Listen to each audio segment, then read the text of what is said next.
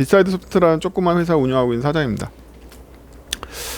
여기 있는 이 사진에 있는 사람들이 저희 운영진들이니까 앞으로 무슨 일거나 이 사람들한테 얘기하면 됩니다. 그래서 이 친구는 여긴 안 나오는데 이 출석분이 뭐니 여러분 쓰고 계신 시스템 만드는 친구고요. 이 친구 카카오 다니는 친구 와 있고 이 두 사람 총무라서 앞에서 컴퓨터 조작하고 뭐하고 해주는 사람들이야. 저 이번에 코드스쿼드하고 연계해서 했기 때문에 원래 강남에서 2시간 이 정도 규모의 룸을 빌리면 되게 비싸거든요.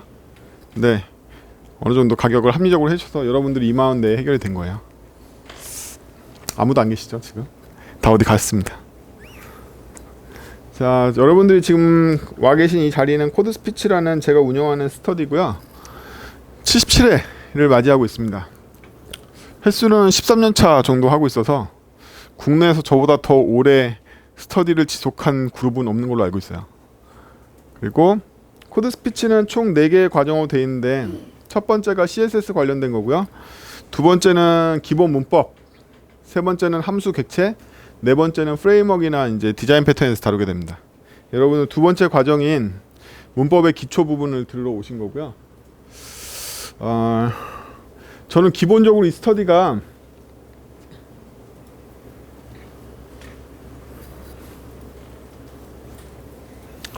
여러분 중간에 오셔가지고 뻐짐하지 마시고 그냥 자리에 앉으시면 돼요. 쌩까고. 네.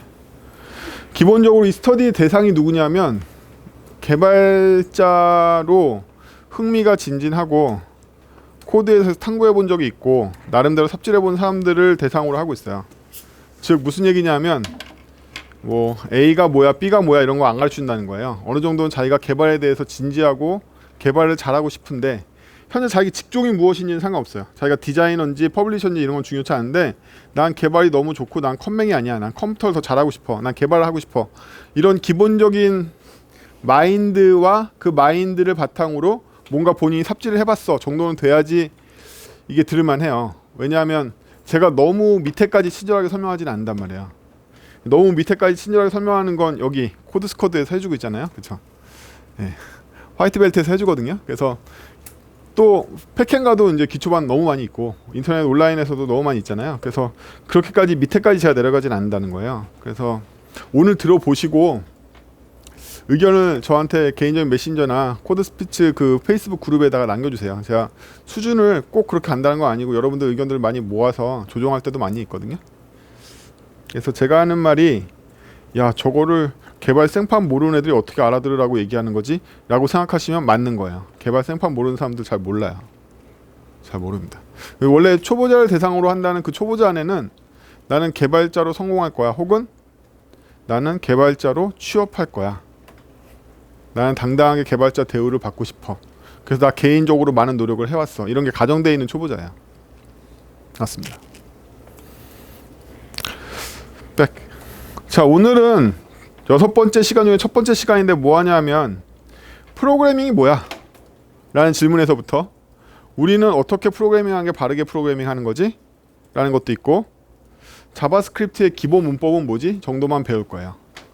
오늘 배우는 것만 해도 굉장히 어려운데 그래서 오늘은 구체적인 자바스크립트 코드가 그렇게 난무하진 않을 거예요. 개념적인 부분들이 많기 때문에 오늘 이 시간을 지나면서 나한테 개발업이 맞는가? 이렇게 고민해 보실 필요도 있는 것 같아요. 첫 번째 주제는 이겁니다. 너 대체 왜 그랬어? 라는 뜻이죠. 너 대체 왜 코드를 그렇게 짠 거야? 라는 질문입니다. 여러분들이 맨날 과거에 일주일 전에 자기를 보고 규탄하는 말이죠. 내가 왜 이랬을까? 예. 우리는 코드를 왜 이렇게 짰을까를 남한테 어떻게 설명해야 될까요?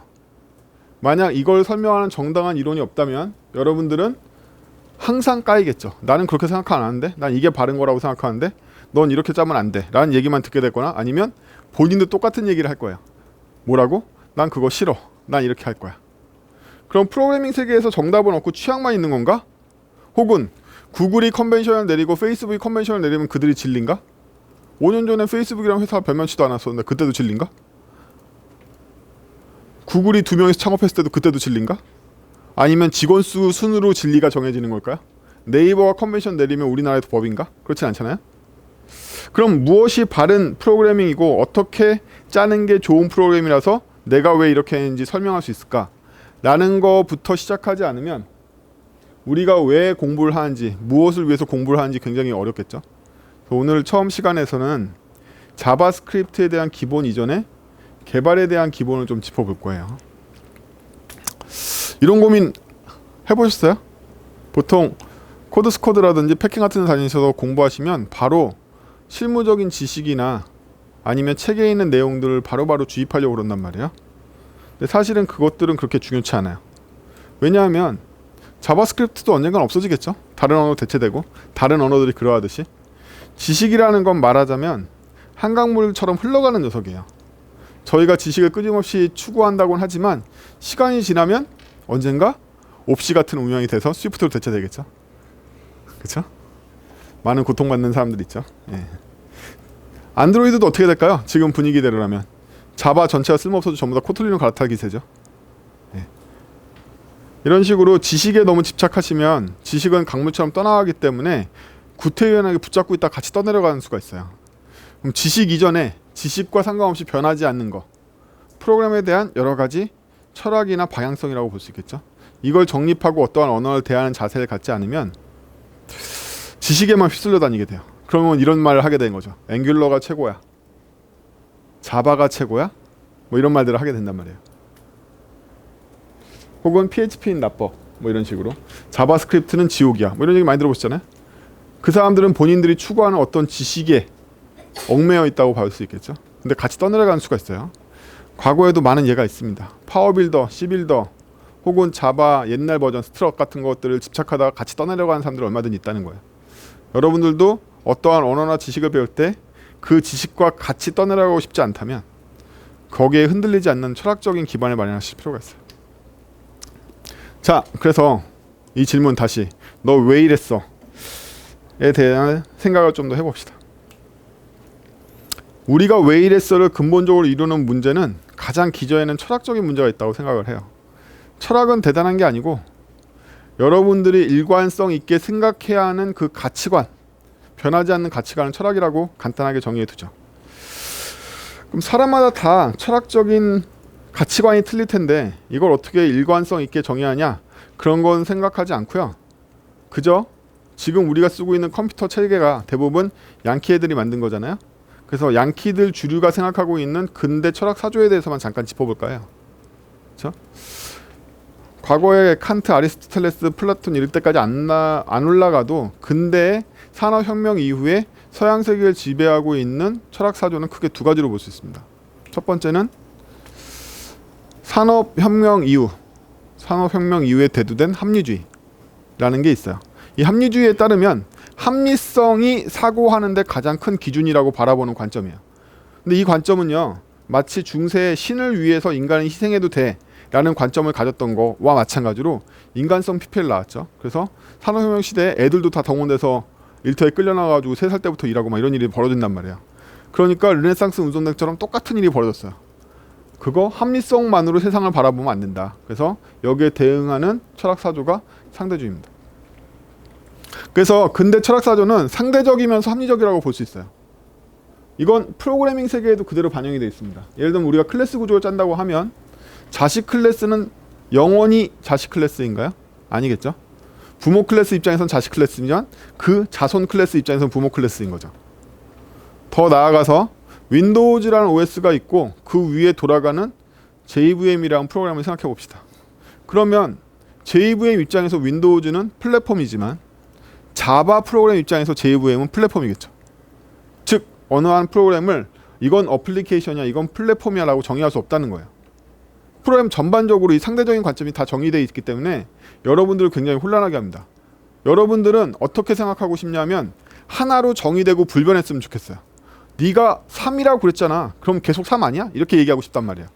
하지만 이 프로그래밍 체계는 전혀 그렇게 돼 있지 않아요. 야, 네가 아까 자식이라며. 아니, 이 지금은 부모인데 이렇게 나올 거란 말이에요. 곧. 야, 네가 이게 기저 플랫폼이라고 그랬잖아. 아니, 그 밑에 있는 레이어 입장에서 보면 걔는 응용층이야. 이렇게 얘기할 거란 말이에요. 곧. 이 개념이 항상 나오기 때문에 상대주의적인 관점으로 얘네들이 만들어 놓은 걸 바라보지 않으면 절대주의적인 함정에 빠지게 돼요. 근데 상대주의에 문제가 있죠. 과연 우리의 유도기는 날씬한 걸까요? 뚱뚱한 걸까요? 이게 바로 상대적인 관점인데 누구를 기준으로 하면 날씬하거나 뚱뚱할 거예요. 그럼 대체 우리가 일반적으로 얘를 날씬하다고 해야 될지 뚱뚱해야 될지는 어떻게 결정하죠? 기준이 필요하겠죠. 모두가 동의할 수 있는. 바로 이 모두가 동의할 수 있는 기준을 세울 때 어떤 철학이 동원된다? 합리주의가 동원됩니다. 그래서 합리주의와 상대주의는 서로 상보하는 관계지 반대되거나 대립되는 관계가 아니에요. 상대주의하고 대립되는 관계는 오히려 절대주의에 가깝겠죠. 그렇죠? 그래서 많은 부분들이 프로그래밍 세계에도 이 똑같은 철학 기저가 깔려 있어요. 이 개념을 먼저 받아들이시고 여기서부터 출발을 해보죠. 근데 이것만 있으면 프로그램을 왜 그렇게 짜는지에 대해 설명하기 굉장히 어렵겠죠. 그래서 저 같은 사람들 말고 거장들, 켄트백 같은 사람들이 이 밑에 깔려야 되는 기본적인 어떤 가치관들을 나열을 했어요. 그게 이 세 가지입니다. 이 사람이 보기에는 프로그래밍을 짤 때 왜 이렇게 짠지 설명하려면 기저에 이 세 가지를 깔아두자 이거예요. 가치, 원칙, 패턴을 깔아두자는 거죠. 가치, 원칙, 패턴. 그래서 철학 위에 가치, 원칙, 패턴이라는 걸 깔자라는 의견을 켄트백 옹이 얘기한 적이 있어요. 그 분의 구현 패턴이라는 책에서 언급되고 있습니다. 가치가 뭘까요? 가치에는 여러 가지가 있지만 가치라는 건 이 집단이 혹은 우리 사회가 혹은 여러분들의 회사가 혹은 나의 팀이 나의 조가 공통으로 인식할 수 있는 무언가 가치 있는 것들을 가치라고 요약하고 있어요. 근데 일반적으로 프로그래밍 세계에서 우리가 같이 동의할 수 있는 가치에는 요 세 가지 정도가 있지 않을까라고 이것도 역시 켄트백 옹이 얘기를 했어요. 이 세 가지에는 네가 짠 코드 왜 그렇게 짰어? 아 이렇게 짜는 게 우리 팀원 사이의 의사소통이 잘 돼요 라고 얘기해서 잘 된다는 얘기는 뭐죠? 내가 짠 코드를 보면 우리 팀원이 그거 보고 아무 얘기 안 해도 다 잘 이해해요 라는 뜻이겠죠. 이게 바로 의사소통에 대한 가치겠죠. 너 왜 이렇게 짰어? 의사소통 잘하려고요 라고 대답할 수 있다는 거예요. 가치적인 측면에서. 두 번째로 가치적인 측면에서 너 왜 이렇게 짰어? 그전께 너무 복잡해가지고 유지 보수가 힘들어서 단순한 구조로 바꿨습니다 라고 얘기할 수 있다는 거예요. 그렇죠? 세 번째로 유연하게 너 왜 여길 꼭 이렇게 짰어? 그전 함수는요 딱 그 케이스밖에 못 쓰기 때문에 제가 레이어를 나눠서 다양한 케이스에 대응할 수 있게 만들었어요. 혹은 그전에는 딱 정해진 기능밖에 없는데 여기 플러그인 구조로 바꿔가지고 여러 기능들을 나중에 추가할 수 있게 만들었어요. 이런 얘기가 통한다는 거예요. 왜 그렇게 짰어에 대해서 너 왜 그랬어에 대해서 그렇게 얘기할 수 있게 된다는 거예요. 그렇죠? 이게 바로 가치적인 측면입니다. 이 가치는 정도에 따라서 사회 전체가 인정하거나 인류 사회가 인정할 수도 있고 대한민국만 인정할 수도 있고 여러분의 회사나 여러분의 팀이나 여러분 친구밖에 인정 안 할 수도 있어요. 따라서 가치라는 건 절대적인 게 아니라 각각 소속된 집단별로의 가치가 다중적으로 겹쳐서 나오게 됩니다. 원칙에 대해서 얘기해 볼까요? 원칙에 대해서 상세한 내용에 들어가기 전에 원칙이 뭔지 생각해 봅시다. 영어로 프린시플이라고 하는데요. 제가 이 원칙을 설명할 때 항상 드는 예가 있어요. 원칙에 대해서는 교장 선생님 후나말씀을 항상 예를 들고 있죠. 자, 여러분들은 지금 다 앉아 계시지만 여기가 태양볕 밑에 운동장에 다들 서 계시고 제가 교장 선생님이라고 생각을 해보죠. 교장 선생님 후나말씀이 시작됩니다. 여러분들은 줄 맞춰 다 서 있다고 생각을 해보죠. 왜 다 서 있을까요? 왜 다 서 있냐는 거야. 운동장에 줄 맞춰서. 그럼 대체 이거의 가치는 뭐야? 이 가치를 못 느끼고 이 원칙이 왜인지 이해 못하면 뻘짓으로 보인단 말이에요. 그렇죠? 그러면 약간 상황을 발생시켜서 이 앞에 있는 이 아저씨가 갑자기 쓰러졌다고 생각을 해보죠. 근데 여기 여러분들이 전원 열애 없이 제가 지키라고 시킨 원칙을 지키고 있어요. 어떻게? 줄 맞춰서 서 있어. 그럼 이 사람이 쓰러지는 순간 이 사람은 원칙을 어겼거나 아니면 사고가 발생했다는 걸 즉시 알 수 있게 되는 거죠. 원칙의 예외를 즉시 알게 돼요. 원칙의 가치는 어디에 있냐면 모든 게 원칙대로 돌고 모든 게 원칙을 지키려고 할 때 원칙을 깨트린 걸 바로 알 수 있다는 장점이 있어요. 만약에 여러분들이 제가 줄 맞춰 저쪽 끝에 있어요. 자리. 일로 와. 일로 와.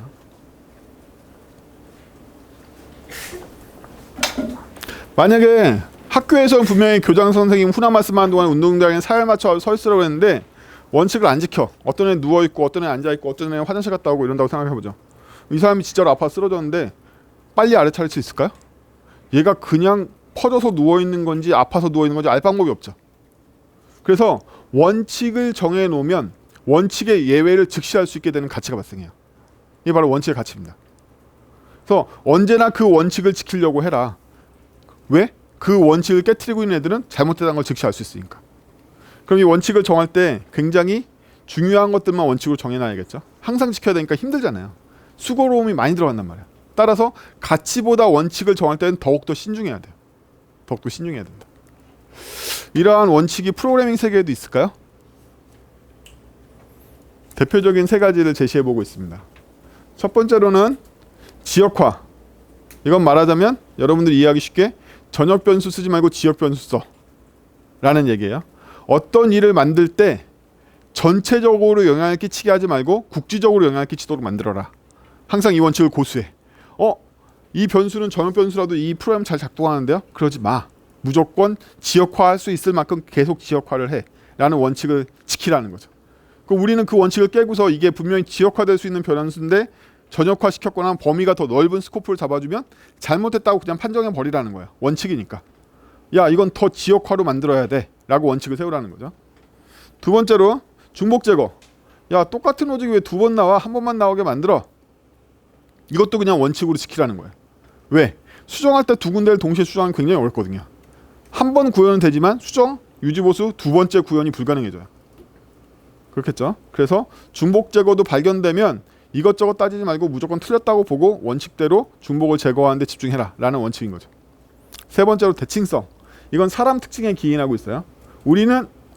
인간은 get이 있으면 왠지 set이 있을 것 같아. add가 있으면 왠지 remove가 있을 것 같아. 그렇죠? 시멘트리라고 그러죠. 이 대칭성에 대한 뇌의 본능적인 작용이 있단 말이에요. 따라서 쌍을 맞춰서 인터페이스 뭐 하는 거야? 인터페이스를 항상 맞추라는 거예요. 웬만하면 이게 한쪽만 만들고 한쪽 안 만드는 식으로 가지 말고 사람의 뇌가 같이 쌍을 맞출 수 있게 기대하는 바에 충족할 수 있게 쌍을 맞춰주라는 거죠. 여러분들 예를 들어서 추리문이 있는데 한쪽엔 손잡이가 있고 한쪽엔 손잡이가 없다고 생각을 해볼까요? 엄청 황당하잖아요. 한쪽으로만 열 수 있고 한쪽으로 못 여는 거잖아요. 이렇게 만들지 말라는 거죠. 아예 못 만들어서 벽을 만들든지 이 손잡이를 만들었으면 얘가 열고 들어갔다는 건 뭐죠? 열고 나올 수 있다는 확신이 있어야 들어갈 수 있단 말이야. 여러분들 문 열 때 그런 생각하세요?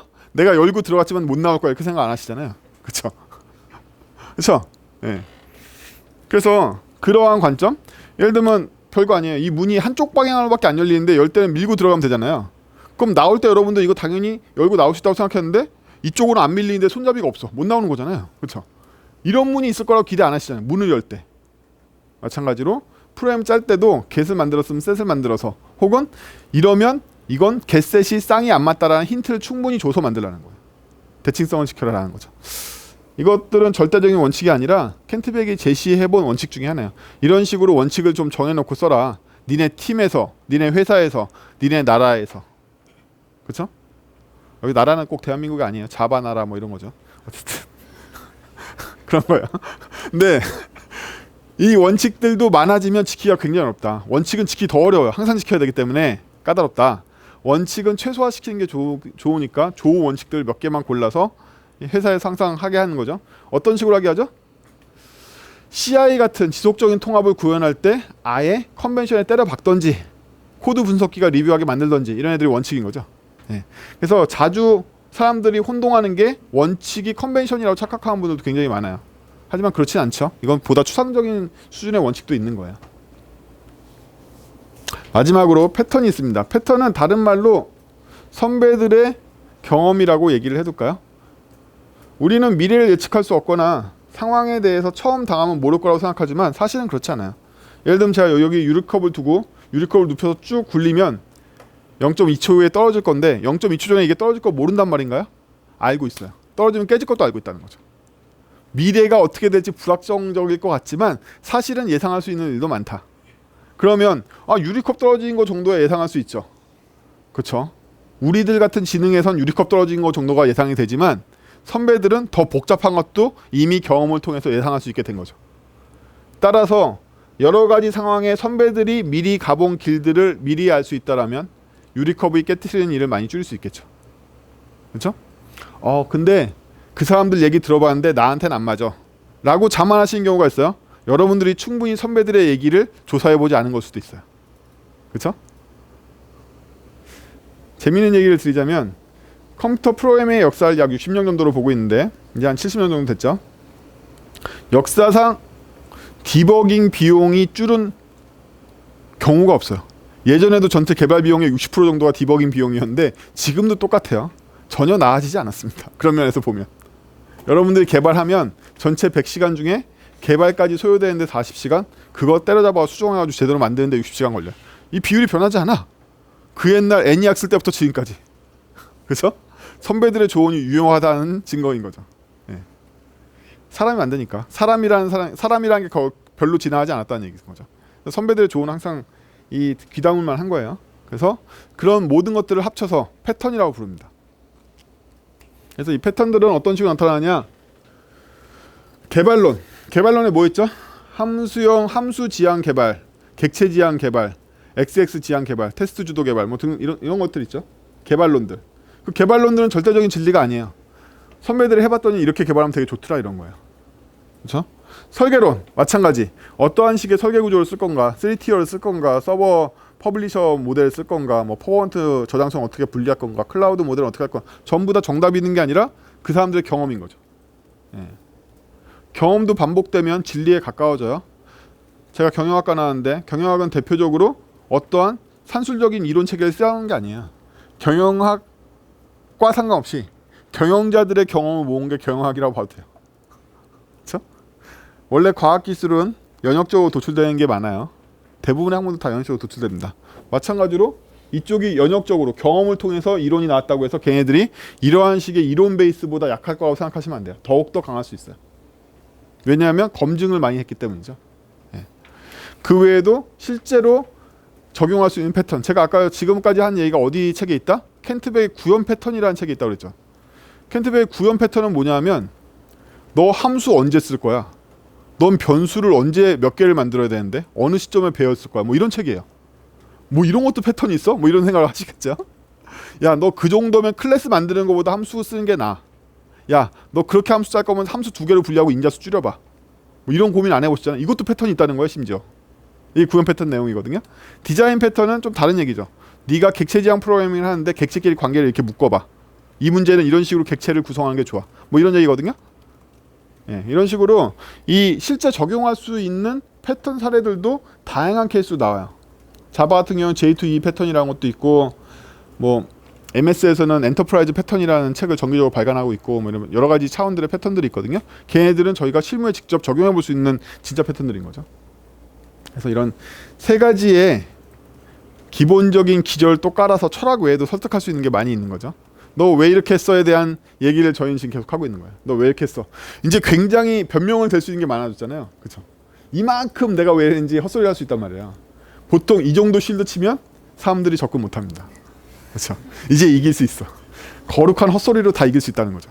웬만큼 이 어택이 들어와도 이만큼 떠들면 저 사람이 저를 상대할 수 없게 되는 거죠. 다 그렇다죠. 예.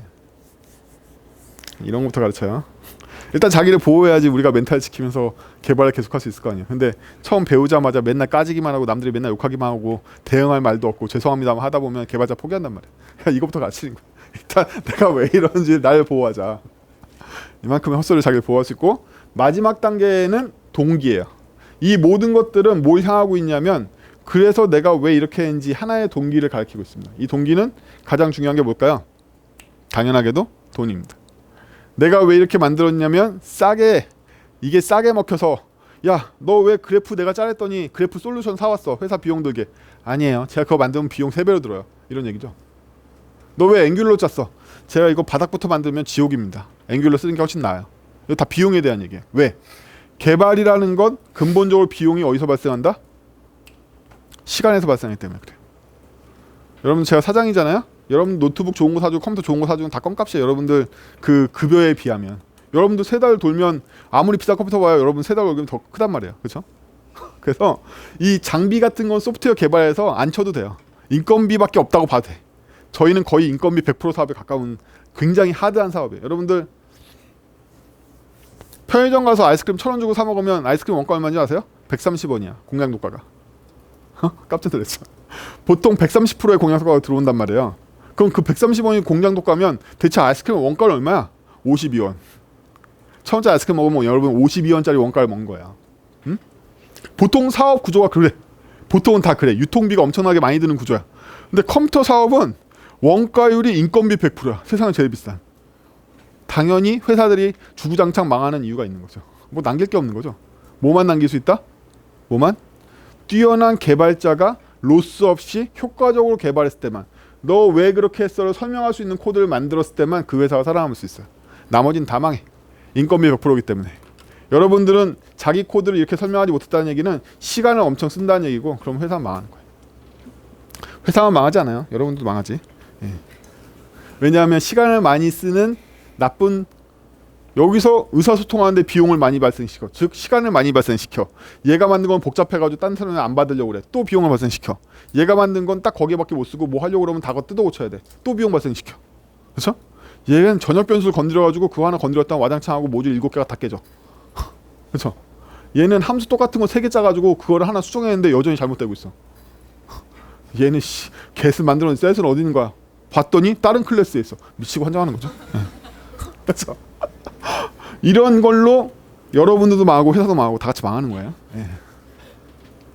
단순한 얘기가 아닙니다. 이거 진짜 실무적인 얘기예요. 제가 이 우아한 얘기를 하는 게 아니라 정말 실무적인 얘기고, 이 마인드가 없이 그냥 개발한다는 것 자체가 여러분들의 토익 프로젝트나 장난이나 혹은 취미생활은 될 수 있지만 공업 현장에 오시면 안 돼요. 인더스트리얼에 오시면 안 됩니다. 그럼 반대로 제가 개발사 사장으로서 혹은 수많은 개발 면접을 본 입장에서 보면, 여러분들을 뽑을 때 얘가 개발에 열정이 있는가? 뭐 이런 거 보다 가장 중요한 건 얘는 개발을 인더스트리얼 레벨로 진지하게 대하고 있는가가 더 중요해요. 아, 저는 너무 신났었다고. 옛날에 제가 처음으로 제로보드 비슷한 거 한번 만들어봤는데 그때 경험이 너무 좋아가지고 개발자의 길로 돌아서. 그럼 무슨 생각할까요? 계속 취미생활 해. 이런 생각 든단 말이에요. 그렇죠? 여러분들은 기본적으로 알아두셔야 될 게요. 아마 여기 계신 대부분들, 지역개발자 아닌 분들은 개발을 굉장히 우습게 보고 계세요. 아니라고 생각하시면 진짜로 그래요.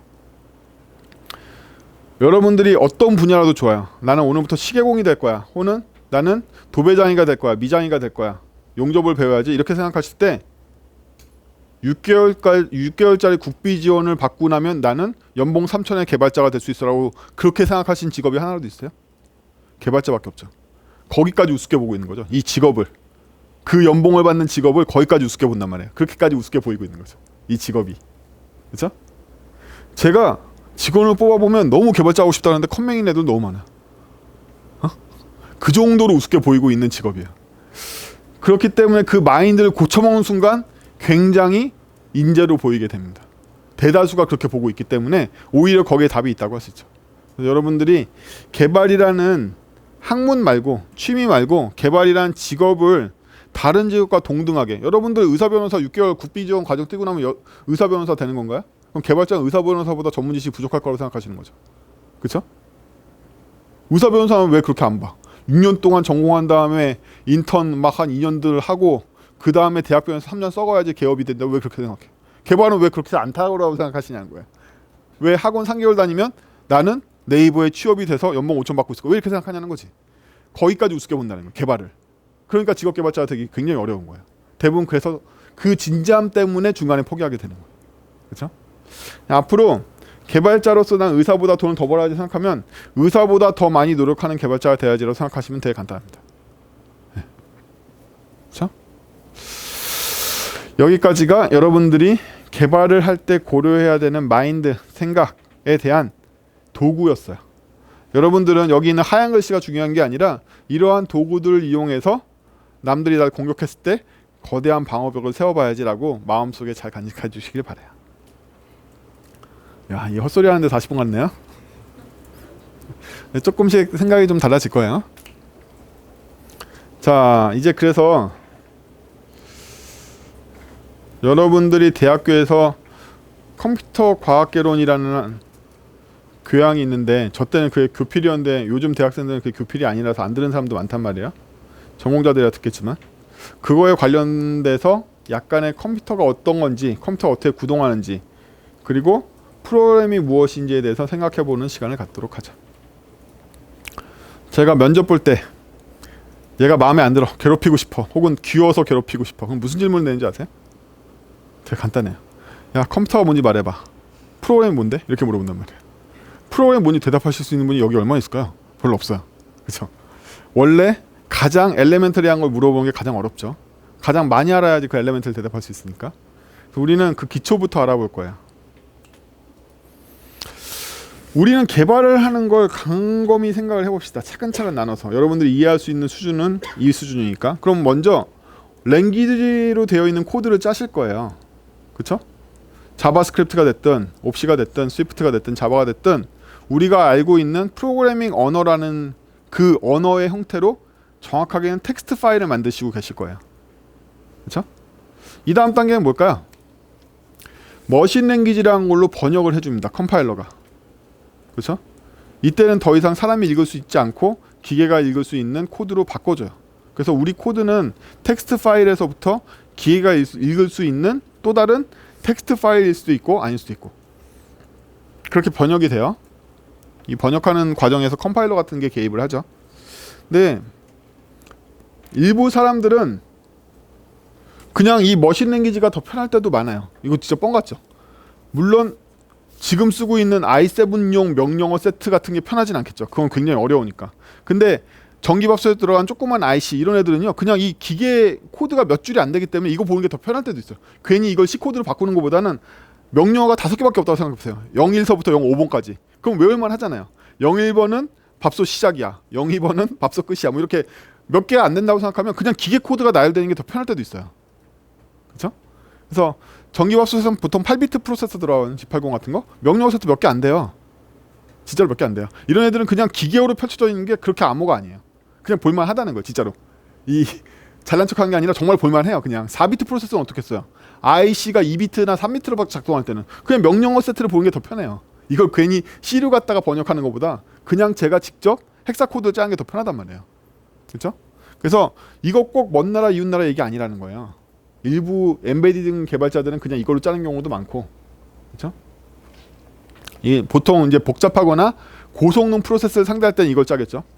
야, 그럼 혹시 우리가 노트북 수준으로 개발하는데 우리가 언제 이런 거를 직접 짜는 저성능 프로세서를 만날 거야? 라고 생각하시면 굉장히 큰 착각이다. IoT 프로그램 어떻게 할 건데? 뭐 이렇게 생각하면 IoT는 프로세서가 굉장히 약하잖아요. 그렇죠? 이런 애들은 그냥 기계로 짜는 게 편할 수도 있어요. 네. 대표적으로 약한 프로세서 중에 누가 있냐면 버스 정류장에 있는 GPS 받아가지고 버스 도착 정보 처리하는 그 칩은 굉장히 약한 8086이라는 칩이거든요. 얘네들은 그냥 기계어 세트로 짜는 게 더 편할 때도 있단 말이에요. 그래서 이건 인간의 영역이 아니라고 생각하지 말라는 거야. 그리고 여러분들 개발 공력이 올라가거나 오래된 개발자들 보면 여기서 여기로 번역하거나 여기 일부를 이걸로 바꾸거나 이거 일부를 이걸로 대체하는 경우도 굉장히 많아요. 일부만. 예.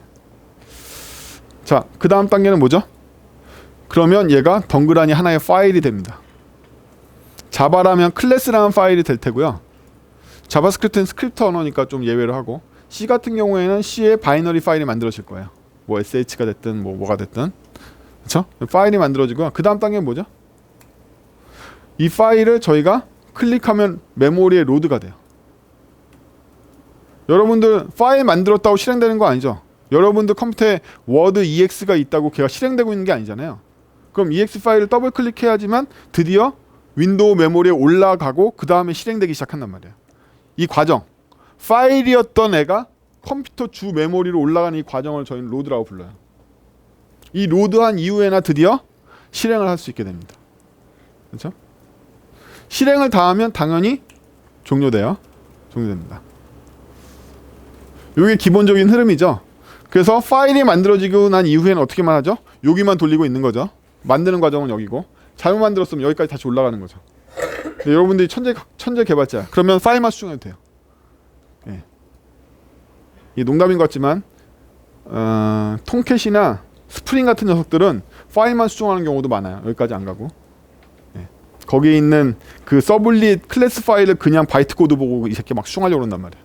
이런 일도 많아요. 스프링 프레임워크도 마찬가지. 만들어진 자바빈스 클래스를 보고 그냥 막 여기를 그냥 수정하려고 그런단 말이에요. 이런 일도 많이 있습니다. 이 과정에 대해서 어려운 거 없죠. 코드 짜고 컴파일한 다음에 파일로 만들어졌으면 실행해야지만 로드해서 실행되고 종료되고 이 기본적인 프로그래밍 짠 거의 이 흐름인데 우리는 어디서부터 프로그래밍이라고 부를까요? 요 시점부터 프로그래밍이라고 불러요. 협의의 의미에서는 이거 전체가 다 프로그램 대상이지만 여기를 프로그램이라고 부릅니다. 얘는 프로그램이 아닌 거예요. 얘는 아직 프로그램의 가치가 없는 거죠. 여러분들 하드에 EXE 100개 있으면 뭐예요? 아무것도 실행 안 하면 아무 의미 없는 그냥 파일 조각인 거잖아요. 이미지 파일과 똑같은 그냥 파일일 뿐이란 말이에요. 얘가 프로그램이 되려면 반드시 주 메모리에 적재돼서 실행되려고 대기한 상태까지 올라와야지, 적재된 상태가 돼야지 프로그램이란 말이에요. 그래서 프로그램의 정확한 정의는 이거고요. 여기서부터 프로그램이고요.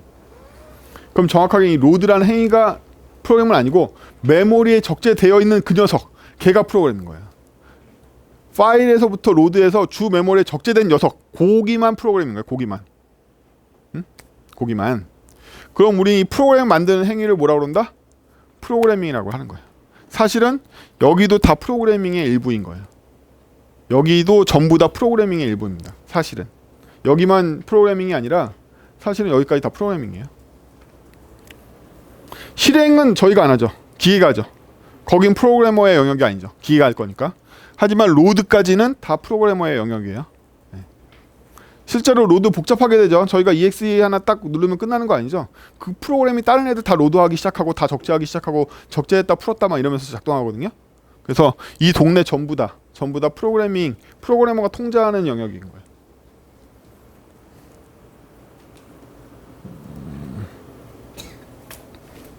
지금 설명이 제일 쉬운 설명입니다. 이거 어려운 거 없으시죠? 그쵸? 이 정도는 다 안다? 다 안다고 생각해보자. 우리가 랭귀지 코드를 짜는 건 다른 말로 타이밍에서는 뭐라고 부르냐면 린트 타임이라고 불러요. 왜냐하면 이때는 컴파일러가 검증하지 않고 일반적으로 린트라는 애가 돌면서 너 코드 그렇게 짜면 나중에 곤란해질 걸 뭐 이런 얘기를 하고 다녀요. 린트라는 애가. 이런 과정에 있는 애를 린트라고 합니다. 그래서 린트가 돌면 우리가 컴파일 하기 전에도 많은 에러가 예상되는 구문들을 잡아낼 수가 있게 돼요. 린트 타임이라고 하죠. 그에 비해서 머신 랭귀지로 바꾸는 과정에서는 컴파일러가 개입하기 때문에 컴파일 타임이라고 불러요. 타임은 시점으로 바꾸셔도 돼요. 한국말로. 네. 컴파일 시점, 린트 시점 있는 거예요. 근데 로드가 되고 실제로 실행되는 이 상태를 우리는 런타임이라고 불러요. 실행 중이니까 런타임이라고 부르는 거예요. 이거 한국말로 실행 시점이라고 하기도 하고 여러 군데서 런타임이라는 용어가 많이 나올 텐데 이 런타임이라는 용어가 바로 이 시점을 얘기하는 거예요.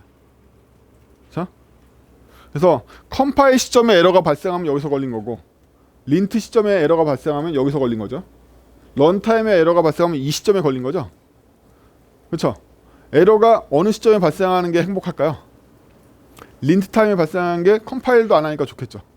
그나마 컴파일이 실패하면 적재하거나 실행되기 전에 여기서 걸리니까 좋겠죠. 여러분들 프로그램을 우습게 보지 말고 내가 우리나라 원자력 발전소 개발자라고 생각해보죠. 여러분들 코드 실수하면 이제 원자로가 그냥 융해돼가지고 동일보 지진 사태랑 똑같은 일이 일어난다고 생각해보죠. 예? 여러분들의 코드의 무게가 그 정도라고 생각을 해보자는 거예요. 여기서 걸리면 아직 코드를 실행도 안 하고 원자력 발전소에 넣지도 않았잖아요. 괜찮단 말이에요. 여기서 걸리면 이걸 적재하기 전에 컴파일 에러 때문에 아직 만들지도 못했잖아요. 괜찮아. 여기서 걸리면 핵폭발 일어나는 거죠. 여기서 걸리면 이게 얼마나 끔찍한 일인지 아시겠죠? 여기서 걸리면. 근데 이게 그렇게 끔찍한 일이 아니에요. 더 끔찍한 일이 있습니다. 여기서 안 걸리고 그냥 지나가는 수가 있어요.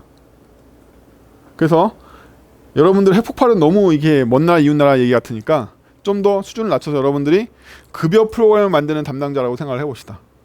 여러분의 프로그램이 로직이 잘못해서 여기에 걸리거나 혹은 컴파일이 안 됐거나 이러면 괜찮아요. 이때부터 뭐가 되죠? 급여가 불출돼요. 근데 급여가 불출되려고 그러다가 에러가 나서 뻗었어. 그럼 아직 급여 불출 안 됐잖아요. 그쵸? 이래도 좀 괜찮다는 거야. 뭐에 비하면? 그냥 급여가 반으로 깎여서 다 지불되는 것보다 낫다는 거죠. 부드럽게 뻗지도 않고 전원에게 급여가 반만 들어가는 이 사태는 누가 책임질 건데? 혹은 그 반대는 어떻게 할 거야? 급여가 2배씩 들어갔어. 버그도 안 나고. 그럼 그 걔는 어떻게 되는 거야 대체? 자, 이 런타임에도 안 걸리는 논리적인 오류로 발생하는 에러를 컨텍스트 에러라고 그래요. 넌 컨텍스트가 잘못된 에러를 냈구나. 그래서 여기에는 없지만 컨텍스트 에러 수준이 하나 더 있는 거예요. 그럼 우리는 에러를 언제 잡을 수 있느냐? 이거 잡을 수 있죠. 이거 컴파일 안 되니까 컴파일 될 때까지 잡으면 잡혀요. 잡을 수 있습니다. 런타임 에러 잡을 수 있을 것 같죠? 못 잡아요. 왜 못 잡을까요? 여러분들이 실행 중에 널 객체 참조 오류 맨날 당하시잖아요. 널 객체 참조 오류가 났으니까 여기를 다시 디버깅해가지고 고쳐야지 뭐 이런 생각하고 계시잖아요. 그건 여러분들이 복잡한 프로그램 안 잡아서 그런 거예요. 제가 복잡한 프로그램 알려드릴까요? 왜 하필이면 첫 번째 보스에서 폭탄 2개 쓴 다음에 두 번째 보스에서 대왕 폭탄을 피한 다음에 세 번째 폭탄을 쓰려고 할 때만 에러가 일어나는 거지? 이거 어떻게 잡아? 이게 런타임 에러야. 이게 런타임 에러의 실제란 말이지. 왜 직원들한테 보너스를 다 불출하고 3명만 시간의 수당이 발생했을 때만 급여가 반으로 들어가지? 못 잡는다는 거야. 재현도 안 돼 심지어. 너무 복잡한 상황들이 겹쳐서 나오기 때문에 런타임 에러는 일반적으로 재현도 힘들고 잡기도 굉장히 불가능해져요. 그래서 런타임 에러 대부분 못 잡는다고 생각하셔도 돼요. 런타임 에러가 지속적으로 쌓이면 어떻게 되느냐? 프로그램을 다 갈아엎는 수밖에 없어요. 다시 만드는 수밖에 없다. 그럼 런타임 에러가 안 나게 하는 게 바로 여러분들이 앞으로 추구해야 되는 방향이겠네요. 여러분들의 코드가 컴파일 에러에 걸리는 건 오히려 괜찮아. 근데 컴파일러 통과했는데 여러분들의 코딩 스타일로는 런타임 에러를 유발하고 있어. 이러면 다 잘못된 코드라는 거야. 왜? 그 코드의 태상이 그렇기 때문에 런타임 에러가 언젠가 어디선가 발생할 테고 그럼 못 잡는다는 거야. 그렇죠? 그러면 프로그램 수시로 크래시가 나거나 잘못 작동하거나 오류가 발생해서 연료봉이 높거나 아무튼 그런 일이 일어나겠죠. 자동차가 부닥치거나 아니면 가스가 폭발하거나 이렇게 된단 말이에요. 그렇죠? 게다가 컨텍스트 에러 같은 경우에는 프로그래머의 컨텍스트하고는 좀 다르죠. 걔는 진짜로 그렇게 생각하는 거야. 아, 6월에는 급여가 2배가 들어가는 거야. 이렇게 생각해버린 거죠. 그렇죠? 이거는 팀의 커뮤니케이션으로 해결해야 될 문제인 거예요. 코드는 잘못이 없으니까 런타임 에러도 발생 안 한단 말이에요. 그렇죠? 의사소통이 굉장히 중요하다. 이 의사소통이 팀에서 잘못 전달한 걸 수도 있지만 여러분들이 만든 코드가 그런 오해를 일으키는 로직으로 돼 있을 수도 있는 거예요. 어떤 사람이 여러분들 코드를 이어받아서 만들고 있는데 이 코드를 보니까 아리까리해. 아, 이 의미면 호수 달릴 때 2배를 늘란 뜻인가 보다 라고 헷갈리게 여러분들이 코드를 짠 거예요. 그러니까 그거 받은 놈이 2배로 넣게 된 거란 말이죠. 컨텍스트가 그런 식으로 주로 발생해요. 보통 기획자의 기획 문서가 잘못된 경우도 있지만 개발자들끼리 모듈을 나눠서 개발하다가 코드 스타일을 보고서 이걸 읽었는데 잘못 읽은 거죠. 이게 그래서 아까 말했던 가치에서 의사소통이 굉장히 중요하다는 거예요. 여기까지도 별로 안 어렵죠? 다음 단계로 나가볼까요? 이거에 비해서 스크립트 프로그램은 약간 다른 생명주기를 갖고 있어요. 그럼 다시 컴파일 언어의 생명주기를 여기다 깔아두고 스크립트 언어의 생명주기에 대해서 생각해 봅시다. 스크립트 언어도 아마 랭귀지를 짜는 건 똑같을 거예요. 자바스크립트 텍스트를 만드는 건 자바를 텍스트를 만드는 건 똑같은 과정이죠. 근데 스크립트는 그 다음번에 JS 파일이 그냥 파일로 떨어진단 말이에요. 머신 코드를 바꾸고 파일로 떨어진 게 아니라 바로 파일로 떨어져요. 텍스트 파일이. 그쵸? 그쵸? 더 이상의 파일이 없는 거예요. 컴파일 과정을 만들어지는 파일이 없어. 그냥 바로 떨어진단 말이에요. 그 다음번에는 이걸 브라우저에 바로 적재하죠. 네, 바로 적재합니다. 그럼 이 시점에 드디어 메모리 내부에서 머신 랭귀지로 바뀐단 말이에요. 스크립트 언어들은. 그리고 나서 실행된단 말이죠. 그래서 요게 관여하는 자리가 아까는 2단계였는데 스크립트 언어는 3단계에서 관여하게 됐던 거죠. 요 순서가 바뀐 거예요. 요게 스크립트 언어를 구분한 특성입니다. 구분한 특성이에요. 물론 스크립트 언어에 따라서는 머신 랭귀지를 로드할 때마다 이걸 맨날 번역해야 되잖아요. 이게 싫은 애들은 한번 번역하고 여기다 다시 머신 랭귀지에 한 파일을 또 만들어요. 그래서 캐시를 잡는 애들도 많아요. 대표적으로 서블릿 컨테이너가 JSP를 올려두면 서블릿 클래스를 만들어두고 캐시를 쓰거든요. 그런 애들은 매번 이거 하기 싫으니까 여기다가 머신 랭귀지로 바꾼 파일을 남겨둔단 말이죠. 네, 그런 과정이 들어갈 수 있을지언정 스크립트 언어라는 건 다 이 구조로 움직인단 말이에요. 파일로 바로 떨어뜨렸는데 로드한 다음에 컴파일 과정이 일어나고 그 다음에 실행이 되는 식으로. 자바스크립트도 스크립트 언어니까 이런 과정을 갖겠죠. 예, 자바스크립트도 여러분들이 메모장에서 자바스크립트를 텍스트로 짜서 저장하고 그 텍스트 파일을 별도의 컴파일 과정 없이 바로 브라우저에 로딩해 버리면 그때 로드가 끝난 다음에서야 얘를 머신 랭귀지로 바꿔서 실행하기 시작한다는 거예요. 안 어렵죠? 네. 그래서 지금 우리가 뭐 배운 거냐면 일반적인 두 가지의 대표적인 프로그램들에 대한 전형적인 특징을 배운 거예요. 컴파일러 러를 갖고 있는 언어와 스크립트 언어의 차이를 배운 거죠. 다 아는 거라고? 좀 더 나가볼까? 스크립트 언어는요, 그렇기 때문에 컴파일 과정이 없어서 런타임 과정이 굉장히 중요한데, 스크립트 언어의 런타임을 이해하기 전에 컴파일 언어의 런타임을 좀 더 구체적으로 살펴보려고 그래요. 이제 런타임이 뭔지는 이해하셨죠? 예. 로드한 이후에 적재되고 직접 프로세스가 실행할 때가 런타임이란 말이에요. 이 런타임을 이해하지 못하면 스크립트 랭귀지 자체가 이해가 안 됩니다. 그래서 런타임을 좀 더 깊이, 실행 시점에 무슨 일이 일어나는지 좀 더 깊이 볼게요. 런타임을 깊이 보신 분들이 계신가요? 아니겠지? 이제부터 용어가 난무하고 어려워지는데, 여러분들이 저랑 같이 공부하시면서 한 가지 기억해 주셔야 될 게 있는데요. 공부를 한다라는 건 여러분들이 이 분야의 용어를 정확하게 설명할 수 있다는 뜻이에요.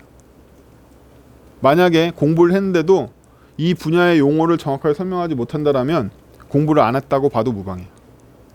따라서 제가 용어 설명을 하면 그 용어에 대해서 이해하고 조사해보고 본인도 그 용어를 완전히 소화해서 그 용어가 무엇인지 정확하게 설명할 수 있게 되는 게 공부라고 볼 수 있죠. 이제부터 런타임에 들어가면 조금 힘들어지는데, 런타임은 기본적으로 메모리에 적재하는 과정이라고 그랬죠. 그리고 실행하는 거. 메모리가 있다고 생각해보죠. 메인보드에 꽂혀있는 DDR4 램이 있다고 생각을 해보죠. 그럼 우리가 파일인 EXE를 딱 눌러가지고 메모리에 적재하면요, 그 EXE는 메모리에 통째로 적재되지 않고요, 두 가지 부분을 나눠서 적재됩니다. 이 로딩 과정을 거치면 여기 적재될 때 이렇게 명령 부분과 데이터 부분을 나눠서 적재가 돼요. 메모리에 적재될 때. 저 파일에 있는 내용, 로딩에서 파일에 있는 내용이 메모리에 적재되면 이렇게 명령과 요걸로 나눠서 적재가 됩니다. 그래, 뭐 파일에 있는 것도 데이터고 메모리도 데이터를 넣는 공간이니까 넣으면 되지, 이렇게 생각하면 되겠죠. 그 다음에 어떤 일이 일어날까? 실행하면 CPU로 보내야겠죠. 근데 CPU는 이렇게 생겼어요. 크게 네 가지 부분으로 되어 있습니다. 원래 훨씬 더 복잡한데 여러분들을 위해서 대표적인 장치 네 가지를 줄였어요. 첫 번째는 외부 입출력 인터페이스라는 애가 있어요. 이게 뭐냐면, 여러분들이 아시는 용어로 바꿔드리면 i7에 들어있는 L1 캐시, L2 캐시, L3 캐시 뭐 이런 애들이에요. 캐시 레이어를 비롯해서 인터페이스에는 명령이 메모리에서 들어올 때 거쳐가는 관문이라고 생각하시면 돼요. 왜 이 관문을 갖고 있느냐? 얘를 거치면 캐시를 통해서 이 명령을 새로 해석하지 않고 여기에서 꺼낼 수도 있고, 또 여기에서는 표준 명령이 들어왔는데 얘는 자기 CPU에 맞는 명령을 번역 작업을 하기도 해요. 그래서 이 외부 인터페이스라는 게 존재하고요. 이 외부 버스를 통해서 명령이 들어오면 제일 먼저 제어 유닛에 들어오고, 제어 유닛은 명령을 디코딩해요. 명령인지 뭘 다시 디코딩, 풀어헤친다는 거야. 여기는 추상적인 명령어가 들어오고요. 여기는 CPU별 명령어로 해석해야 되기 때문에 이 추상적인 명령을 받아들이면 CPU가 알 수 있는 명령어로 다시 번역을 해야 된단 말이에요. 이걸 디코딩이라고 불러요. 디코딩 됐으면 그 명령이 연산 유닛으로 내려가서, 결국에 CPU가 하는 일은 연산 장치거든요. 계산기란 말이에요. 연산을 해가지고 처리가 되겠죠. 근데 얘가 연산할 때 단순 명령만 있을 수 있지는 않다는 거예요. 왜? 우리가 덧셈을 시키려면 어떻게 되죠? 적어도 데이터도 같이 줘야 되는 거죠. 2하고 3을 줘야지 내가 5를 만들어낼 거 아니야. 그래서 이 메모리에 있는 값 부분도 CPU가 받아와야 돼요. 이걸 데이터 유닛이라고 합니다. 데이터 유닛은 데이터 부분을 받아와요. 그럼 데이터 부분으로부터도 연산 유닛이 정보를 제공받아야 되고, 제어 유닛으로부터도 명령을 제공받아야지만 드디어 계산을 할 수 있다는 거예요. CPU 이렇게 생겼거든요. 자, 그래서 우리는 이걸 뭐라고 부르냐면, 어려운 용어가 나왔죠. 인스트럭션 패치 앤 디코딩이라고 불러요. 그럼 인스트럭션이 뭐야? 부터 보면 인스트럭션은 바로 요 부분, CPU가 해석할 수 있는 명령어를 인스트럭션이라고 그래요. 이건 우리가 프로그램 만든 명령하고 다르겠죠. 프로그램을 만든 명령에서는 복합적인 곱셈 연산이 있다고 생각합시다. 하지만 얘가 디코더를 통하고 나면 CPU는 덧셈밖에 안 된다면 덧셈의 연속을 바꿔버릴 거란 말이에요. 얘가. 근데 CPU에 곱셈이라는 연산 장치가 있으면 곱셈이 곱셈으로 처리가 되겠죠. 그렇죠? 그러면 아까 곱셈이 들어왔는데 얘는 덧셈밖에 못하는 바보라서 디코더가 덧셈 연속으로 바꿔서 얘한테 줬단 말이에요. 그렇죠? 그러면 얘가 진짜로 처리할 수 있는 명령은 덧셈밖에 없는 거죠. 얘만 처리할 수 있는 진짜 명령어가 바로 인스트럭션이에요. 인스트럭션 패치.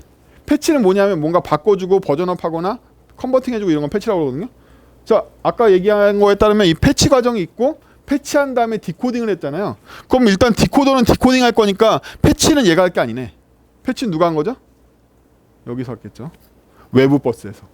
그래서 제일 처음에 한 일은 명령 중에 첫 번째 애를 제어 유닛으로 가져오기 위해서 외부 유닛에서 패치, 디코더에서 디코딩을 하게 돼요.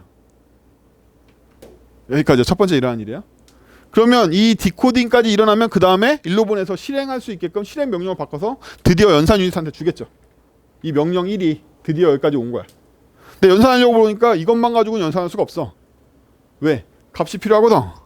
값 2번, 3번을 어디로? 데이터 유닛으로 보냅니다. 데이터 유닛을 보내면 데이터 유닛에는 미리 많은 메모리 블록을 로딩해놔요. 요즘에는.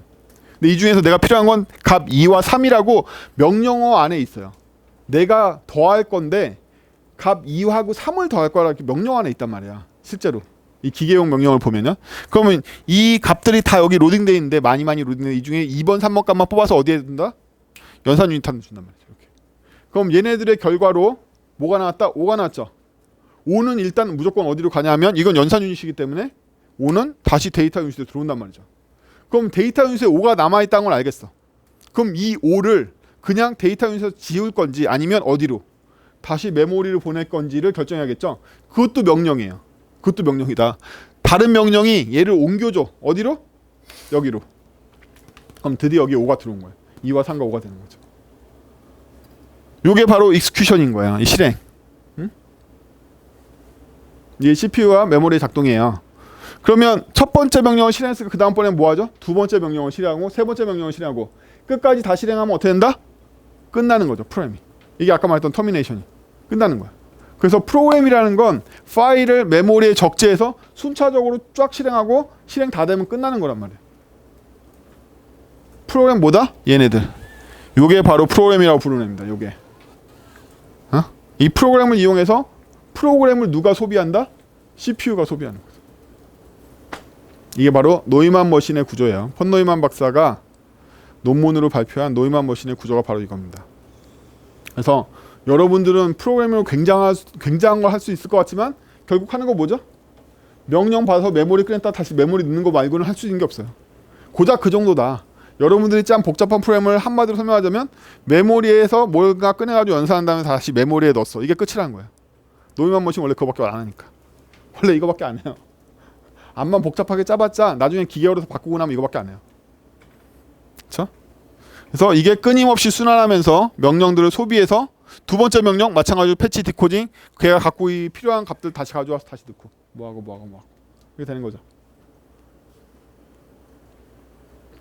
CPU, 메모리, 프로그램에 대한 구조가 어느 정도 잡히셨죠? 근데요, 이것만으로는 여러분들의 코드가 설명이 안 돼요.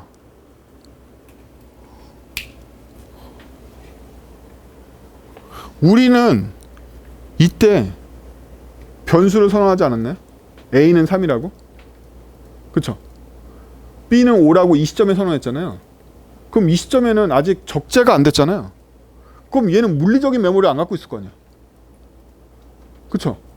물리적인 메모리가 안 갖고 있는 애들끼리 연산을 시켰는데 어떻게 A 더하기 B가 7이 나오냐는 거야. 메모리도 없는 새끼가. 컴파일러가 어떻게 검증한 거야? 이런 생각 안 드세요? 얘는 메모리를 가진 적도 없는데 컴파일러가 어떻게 검증했을까? 라는 생각을 해볼 필요가 있는 거죠. 그렇기 때문에 우리는 컴파일러가 이 랭귀지 코드를 해석할 때 어떻게 보면 된다? 컴파일러가 가짜 메모리 상에서 메모리를 할당해가지고 실험을 해본 다음에 결과를 돌려봤구나라고 예상할 수가 있어요. 그럼 컴파일러가 컴파일 타임 시에 A라는 변수에 할당한 메모리는 가짜 메모리일 거 아니야. 가상 메모리라고 그래요. 버추얼 메모리라고 그래. 그러면 이 프로그램을 컴파일러가 번역할 때는 버추얼 메모리 기반으로 메모리를 사용한 걸로 프로그램을 만들었단 말이야. 와, 표정들이 3분의 1은 끄덕이고 계시고요. 3분의 1은 포기하고 계시는 것 같아요. 그렇죠? 아직까지 쉬운 얘기인데. 우리 다시 상기할까요?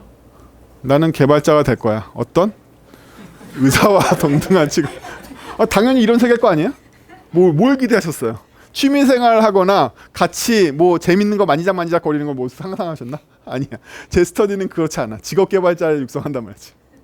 어떤 직업 개발자? 여러분들 소비되고 많은? 나 이거 뷰 찍을 줄 아는데요. 3년 동안 뷰 찍고 나서 싼 애 다시 들어오면 잘리는 이런 거 가르치나? 그런 거 안 가르쳐요. 그렇죠? 의사로서 쭉 살아갈 수 있는 여러분 다 이제부터 닥터라고 불러드릴게요. 어쨌든 당연히 이렇게 생겼을 거 아니야. 우리가 배워야 되는 지식 체계는 여러분들 그럼 의사 되려고 의학 공부할 때 뭐 뭘 기대했는데 소꿉장 나고 기대했나? 아니죠. 이런 거 기대할 거 아니야. 이렇게 생겼단 말이에요. 우리 지식도 다. 그러면 당연히 얘기가 어렵겠지. 코드를 짜서 A는 3, B는 5 이렇게 넣었을 때 컴파일러는 실제 메모리를 안 갖고 있단 말이야. 실제 메모리 로드해야지 생기잖아요. 로드해야지만 진짜 메모리가 생긴단 말이야. 컴파일 타임엔 진짜 메모리가 없으니까 가짜 메모리 상에서 시뮬레이션 해가면서 검증해가지고 이걸 만든단 말이야. 그러면 이때 만들어진 이 파일 속에 있는 애의 코드는 다 가짜 메모리 매핑이 돼 있단 말이야. 그러면 얘가 로드되고 제일 처음에 해야 될 일은 뭐냐면 가짜 메모리 A를 진짜 메모리 A를 할당받은 거랑 매핑해 줘야 된단 말이야. 이걸 버추얼 메모리 매핑 테이블이라고 해서 V 테이블이라고 부른단 말이야. 그게 컴파일러 언어들은 다 있어. 없는 언어 없다고 봐도 돼. 왜냐면 이 시점엔 진짜 메모리가 없으니까. 게다가 로드할 때마다 메모리 위치는 맨날 바뀌잖아요. 그쵸? 이 시점에 메모리 고정할 수도 없는 거예요. 무슨 메모리 받을지 모르니까. 그러니까 진짜로 적재된 다음에 진짜 메모리랑 매핑을 해줘야 된다는 거지. 가짜 메모리랑. 이게 V 매핑인 거야. V 테이블이라 불러.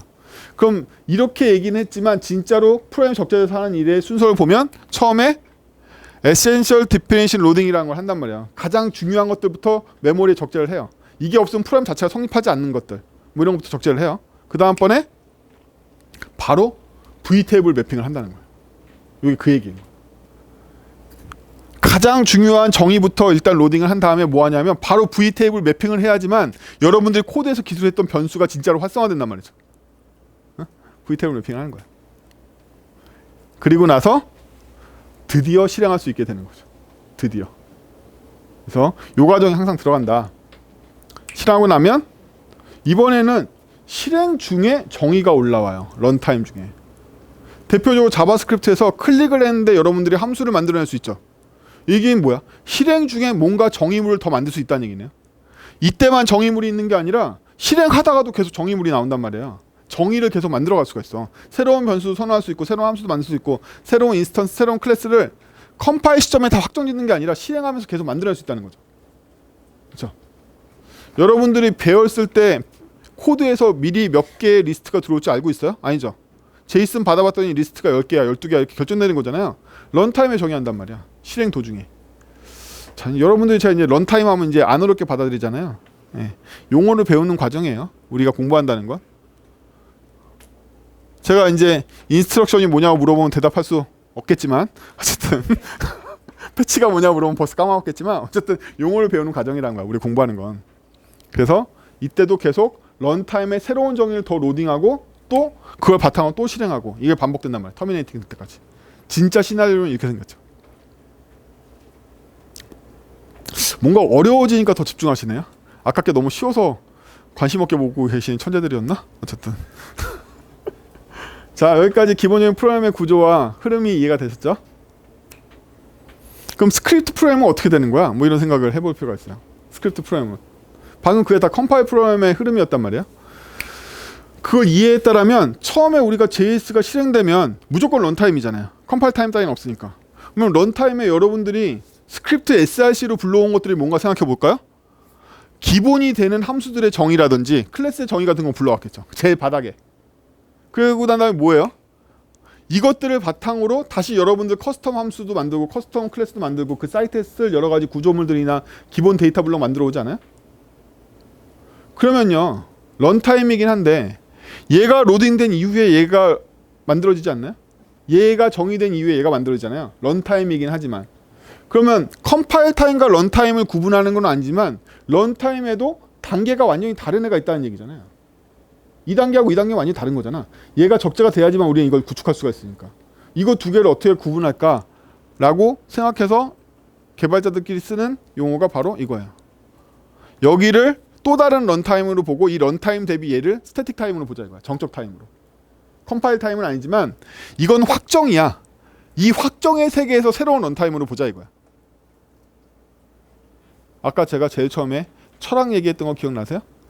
런타임은 절대적으로 런타임이라고 보시지 말라는 거예요. 얘 관점에서 보면 얘는 새로운 런타임으로 보인단 말이에요. 상대주의적으로. 양키들은 맨날 이렇다니까. 예, 상대적으로 보면 얘는 또 새로운 런타임 보이는 거야. 얘가 새로운 런타임이라고 부르려면 상대적으로 얘는 뭐라고 불러야 될까? 상대적으로 스태틱 타임으로 보인단 말이에요. 정적 타임으로 보인단 말이지. 그렇죠? 이 개념은 똑같이 어디에?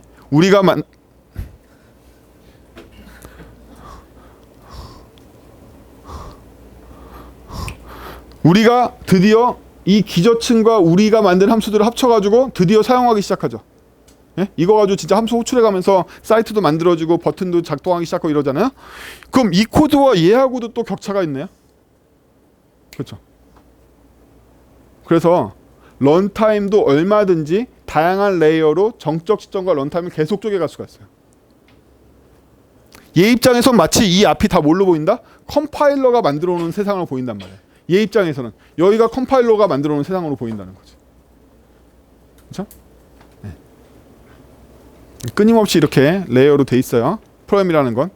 여러분들이 프로그래밍을 짧게 짜거나 취미로 짤 때는 이런 개념이 필요 없지만 여러분들이 대규모 엔터프라이즈 프로그램이나 드디어 공업용 인간들이 돼서 공업 환경에서 일한다고 생각해보면 규모가 크기 때문에 다양한 레이어를 분리해가지고 개발할 때 이러한 개념들이 필요한 거죠. 야 그거 기저 인프라 팀에서 좀 거기 밑에 레이어 좀 만들려고 그래. 이게 무슨 뜻이냐 이거야. 이제 이해가 된다는 거지. 기저 인프라 팀에서 거기 좀 건드리라고 그래. 이 수준에서 문제 좀 해결하라고 그래. 그 다음에 얘가 뭐라고 그럴까? 내가 그럼 미들웨어 쪽에 수정해줄게. 그 기능 추가해주면. 이렇게 얘기할 거란 말이지. 이게 공업 현장의 대화인 거죠. 야, 그 회사 기저 프레임에 보면은 그 문자 그 처리해준 거 없잖아. 그거 만들어주면 내가 이번 사이트 도메인에 있는 미들웨어에 내가 그거 추가해줄게. 이렇게 얘기한단 말이에요.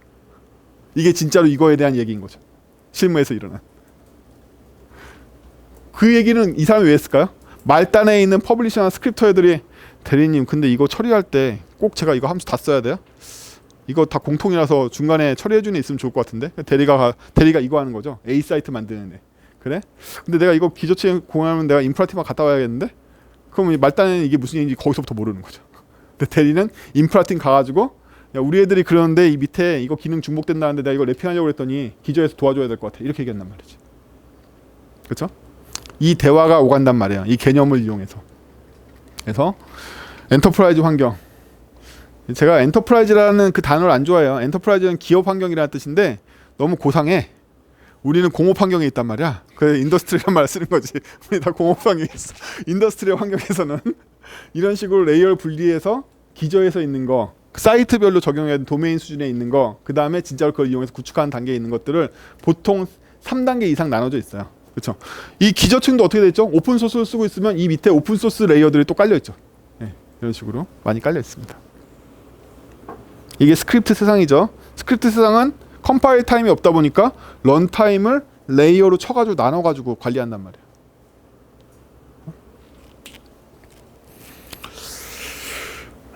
여기까지 쉬운 얘기였죠. 아닌가? 여기까지 우리 뭐 했냐면 컴퓨터 과학 개론 기초에 대해서 여러분들이 필교를 안 들으셨기 때문에 제가 대신 복습해드린 거예요. 컴퓨터 과학 개론 여기까지 나오냐고? 아니요. 컴퓨터의 구조까지만 나와요. 프로그램과 결부하면 이렇게 되는 거지. 그렇죠? 프로그램과 결부해서 컴퓨터의 구조의 기본을 보면 이런 식으로 작동하게 됩니다. 이제부터 무슨 얘기를 할 거냐면 진짜 프로그램이 작동하는 방식에 대해서 생각을 해보도록 하죠. 방금 전까지는 프로그램의 생명주기였어요. 프로그램이 태어나서 실행되고 종료되는 데까지 살펴보는 생명주기에 대한 얘기였단 말이에요. 그거 말고 진짜 적재된 프로그램 안에서 무슨 일이 일어나는지에 대해서 곰곰이 생각해 봅시다. 진짜 프로그램이라는 건 메모리에 적재됐으니까 메모리를 이해하는 게 최우선이겠죠. 네, 최우선입니다. 그 중에 명령은 적재해서 차근차근 빼내가지고 실행만 하죠. 저희가 볼 게 별로 없어요. 저희가 봐야 될 건 데이터 부분의 메모리가 어떻게 움직이는지예요. 일단 결론부터 얘기를 하자면 저희는 개발할 때 유연성을 위해서 참조의 참조를 쓰는데 참조의 참조를 왜 쓰는지를 이해하는 게 지금부터 배우게 되는 거의 핵심이에요. 참조의 참조는 실제 세계에서 나타날 때는 링크드 리스트로 나타날 때도 있고 인터페이스와 구상 클래스로 나타날 때도 있고 클래스와 인스턴스로 나타날 때도 있고 디자인 패턴에선 데코레이터 패턴, 비지터 패턴, 컴포지트 패턴 등등이 전부 다 링크드 리스트 응용이기 때문에 참조의 참조라고 얘기할 수 있어요. 우리는 왜 직접 걔를 알지 않고 걔를 통해서 딴 애를 알려고 그러는 거지? 라고 생각해 보자는 거예요. 그러면 이걸 이해하기 위해서 사람 가지고 예를 들어보죠. 저한테 앞으로 A가 뭐야 라고 물어보면 한유덕이요 라고 제가 대답할 거란 말이에요. 그러면 사람들은 다 저를 보고서 A가 뭐야 라고 물어보면 저는 한유덕이라고 대답할 거란 말이에요. 그러면 그 다음번 일은 어떤 일이 생기냐면 여기 강승철이라는 사람인데 이 사람이 저를 바라본다고 생각해보면 강승철이한테 A가 뭐야 물으면 맹기환이 A요 라고 대답할 거란 말이에요. 그러면 여러분들이 이 사람한테 A가 뭐냐고 물어보면 이 사람은 A가 뭔지를 대답 안 하고 맹기환이의 A요 라고 대답한단 말이에요. 그럼 제가 A를 한유덕이라고 대답하다가 뒤에 있는 어떤 딴 사람을 대답하게 되면 이 사람한테 물어도 저를 통해서 다른 사람을 대답하게 되겠죠. 어렵나? 비유적 표현이 더 어려운 것 같아요. 메모리 바로 들어가야겠다. 메모리에 들어가기 전에 개념적인 5가지를 볼게요. 메모리가 있고요. 메모리 안에는 주소가 있습니다. 주소 안에는 주소 값을 나타내는 포인터라는 개념이 있고 이 모든 걸 아우르는 변수라는 개념이 있고요. 마지막으로 디스패치라는 개념이 있어요. 사실 우리가 디스패치라는 개념을 배우려고 걔한테 물어봐서 걔를 알아내는 거에 대한 설명을 하려고 그러는 거예요. 메모리부터 볼까요? 메모리는요. 고유한 번호를 주소로 갖는 블록 체계로 되어 있습니다. 이 블록 하나의 크기가 얼마일까요? 는 저도 잘 모르겠어요. 잘 모르겠지만 블럭을 나타내는 주소가 몇 자리일까요? 는 대답해 드릴 수 있어요. 몇 자리일까요? 이게 바로 여러분들이 64비트 컴퓨터인지 32비트 컴퓨터인지를 나눠주는 겁니다. 4비트 컴퓨터는 메모리의 주소가 4비트 체계로 되어 있고요. 64비트 컴퓨터는 메모리 체계가 64비트로 되어 있어요. 32비트 컴퓨터는 32비트로 되어 있어요. 주소가 32비트라는 얘기는 32비트 이상 큰 메모리는 가질 수 없다는 뜻이죠. 주소를 못 주니까. 물리적인 메모리가 아무리 있어도 걔한테 주소를 할당할 방법이 없잖아. 그렇죠? 64비트 컴퓨터는 64비트의 길이만큼의 주소를 갖고 있으니까 그만큼 메모리를 소유할 수 있어요. 그렇죠? 32비트 컴퓨터가 가질 수 있는 최대 메모리의 크기는 4기가가 됩니다. 4기가. 더 이상 가질 수 없는 거죠. 더 이상 갈 수 없어요. 32비트는 그밖에 표현이 안 되니까. 그래서 몇 비트 컴퓨터냐에 따라서 메모리 블록의 크기가 메모리 주소의 크기가 정해져요. 근데 왜 제가 블록하고 일치하는지 안다고 그러냐면 블록은 그냥 4바이트로 나눌 때도 많아요. 64비트 컴퓨터든 뭐든 간에 그냥 블록 체계는 그렇게 메모리의 물리적인 공간은 따로 나눠놓고 주소 체계만 가져가는 경우가 많기 때문에 물리적인 특성과 좀 달라요. 근데 여러분들을 위해서 메모리 모델 잠깐 단순화해서 주소 하나당 블록 하나를 간다고 생각해보죠. 이게 바로 이 간단한 39번 40개의 메모리 블록이 있는 램을 생각해보자는 거예요. 이거 가지고 여러분들하고 메모리 모델에 대해서 얘기해 볼 거예요. 메모리 써야 참맛이지. A는 테스트라는 값을 할당했다고 하면 가장 단순하게 어딘가 메모리에 테스트가 들어갔다고 생각을 해보죠. 이렇게 어딘가 메모리에 그냥 테스트가 들었다고 생각을 해보자는 거예요. 여러분도 어차피 진짜 메모리에 대해 설명하면 안 들을 거잖아요. 그쵸? 이 정도로 설명하자고. 그러면 A의 테스트를 넣었는데 메모리 어딘가 테스트가 들어갔겠죠? 그럼 우리가 여기서 알 수 있는 건 A라는 변수의 주소가 11번부터 시작한다는 거죠. 11번부터 시작한다는 걸 알 수 있다는 거예요. 그러면 C라는 언어의 표현에 따르면 A라는 변수의 주소를 나타내는 기호를 %로 사용합니다. 그래서 A의 주소는 11이라고 얘기해 볼 수 있을 거예요. 지금 이 상태가 A는 테스트고 A의 주소는 11이라고 얘기해 볼 수 있을 거라는 거예요. 가장 기본이죠. 근데 어떤 주소를 이용하면 주소 속에 있는 값을 알아낼 수도 있겠죠. C에서는 그 표현을 애스터리스크로 사용해요. 이렇게. 그거 말고 B부터 나왔네. 자, B 같은 경우에는요. B에다 직접 값을 넣지 않고 A의 주소를 넣고 싶어요.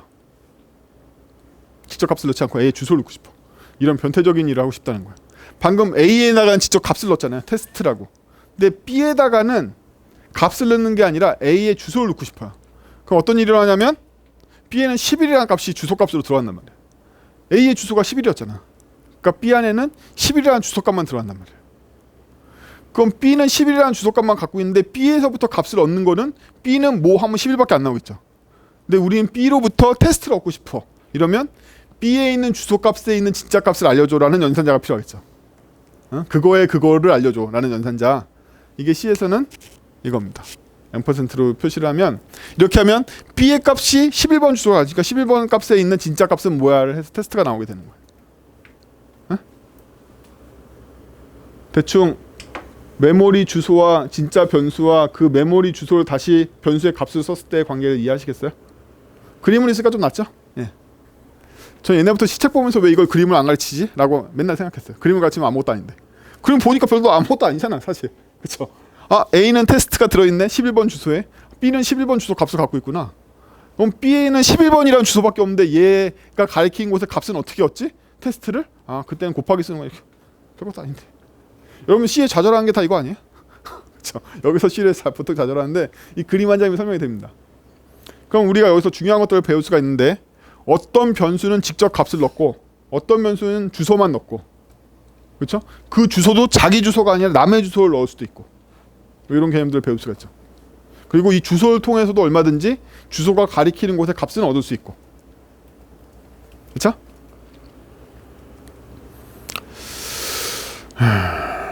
그래요. 좀 더 나가볼까요? 근데요, 한 번 변수를 만들면 이 변수는요 퍼져나갑니다. 저런 식으로 C는 B, D는 B 이런 식으로 변수가 한 번 만들어지면 무조건 퍼져나가요.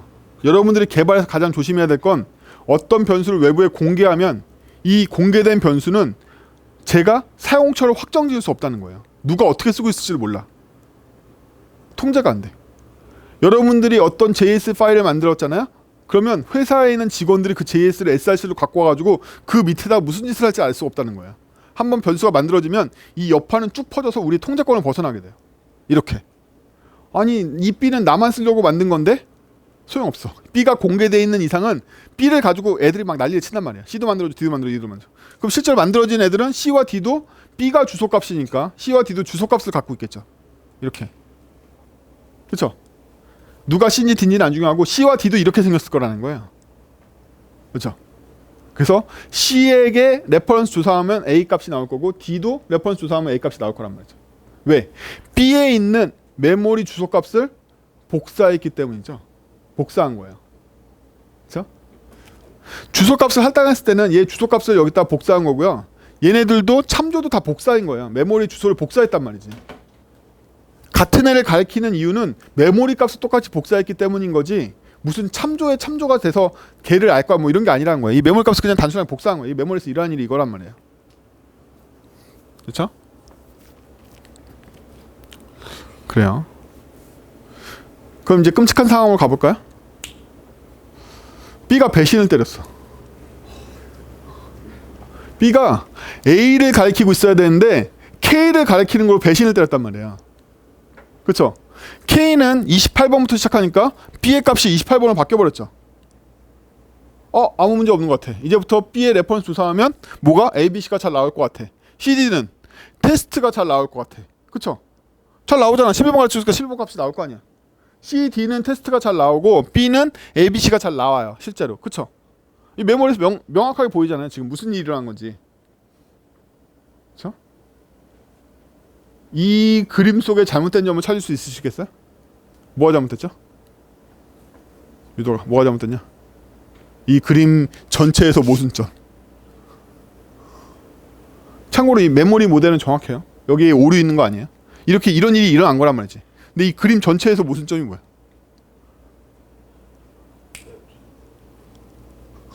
이렇게 얘네들이 가리키고 얘는 얘를 가리키는데 대체 뭐가 모순점인 거야? 뭐가? 스무 그림 찾기에 성공했어요? 얘가 모순점이죠. 이게 바로 개발자 해를 만들고 여러분들의 버그를 만들어내는 거예요. 그쵸? 여전히 저 코드에는 뭐가 남아있냐면 나는 B랑 똑같다라고 생각하는데 라가가 남아있다는 거야. B는 이미 배신 때렸는데. 이게 바로 직접 참조의 문제인 거야. 코드상엔 분명히 C와 D는 B랑 같다라고 명시되어 있고 그거에 대해서 변경된 점이 하나도 없죠. 따라서 이 코드 읽는 사람은 뭐라고 읽겠어요? C와 D는 언제나 B랑 같을 거야 라고 읽고 있을 거 아니에요. 근데 사실은 B는 어떻게 했다? 배신 때렸다. 따라서 B가 가리키는 값과 CD가 가리키는 값이 다르고 있죠. 지금 화살표에 나온 대로. 그래서 메모리에 문제가 없지만 여러분 프레임은 다 망해요. 다 깨진단 말이지. 왜? 개발자는 이렇게 생각하고 있으니까. 이게 바로 이 수문 그립 잡기에서 틀린 점인 거예요. 누가? B가 배신 때리면서 틀려진 거죠. 이 문제를 어떻게 해결할까? 이게 개발의 화두입니다. 여러분 나중에 되게 복잡한 프로그래밍적인 구조물들을 배우게 됐지만 탭 60% 정도 이 문제를 해결하는 데 사용해요. 이게 얼마나 심각한데. 심각하잖아. 지금 딱 보기에 심각하죠. 여전히 C하고 D는 철석같이 B랑 똑같다고 생각했는데 B가 딴 놈을 가르치고 있다는 게 이 문제가 얼마나 심각한데. 뭐라고 돼 있겠어요. 레버 3개가 있는데 이 레버 2개는 얘 레버랑 똑같은 걸 가르치고 있어. 그럼 비상시에 비상문에서 이쪽 레버를 하나, 저쪽 A 센터에서 이걸 하나 똑같이 연료봉이 내려갈 거라고 생각하고 있는 거 아니야. 근데 B는 다른 연료봉을 가르치고 있다고 생각해봐. 이 레버를 내리면 어떻게 되겠어? 핵폭발이야. 그쵸? 핵폭발인 거죠. 그쵸? 제가 이거 ABC라고 써가지고 가볍게 의사, 응? 환자 다 전면 다 죽은 거란 말이지. 이미 사망한단 말이야. 그쵸? 우리는 의사다. 다 환자 사망한다. 이 되게 심각한 문제예요. 이 문제를 해결하기 위해서 직접 참조를 안 쓰려고 그러는 거야. 직접 참조가 굉장히 무섭기 때문에.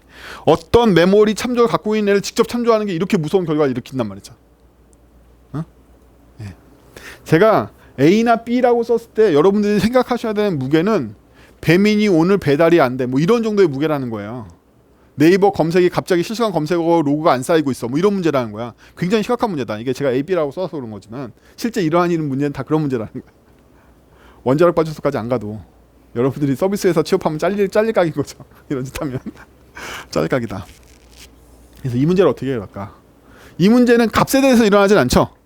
왜냐하면 A를 그냥 복사했다라면 얘네들 A, B, C가 테스트가 그냥 다 들어와 있을 테니까 값에 대해서는 발생하지 않아요. 참조했을 때 문제가 일어난단 말이야. 참조를 복사했을 때 이 문제가 꼭 일어나. 그렇죠?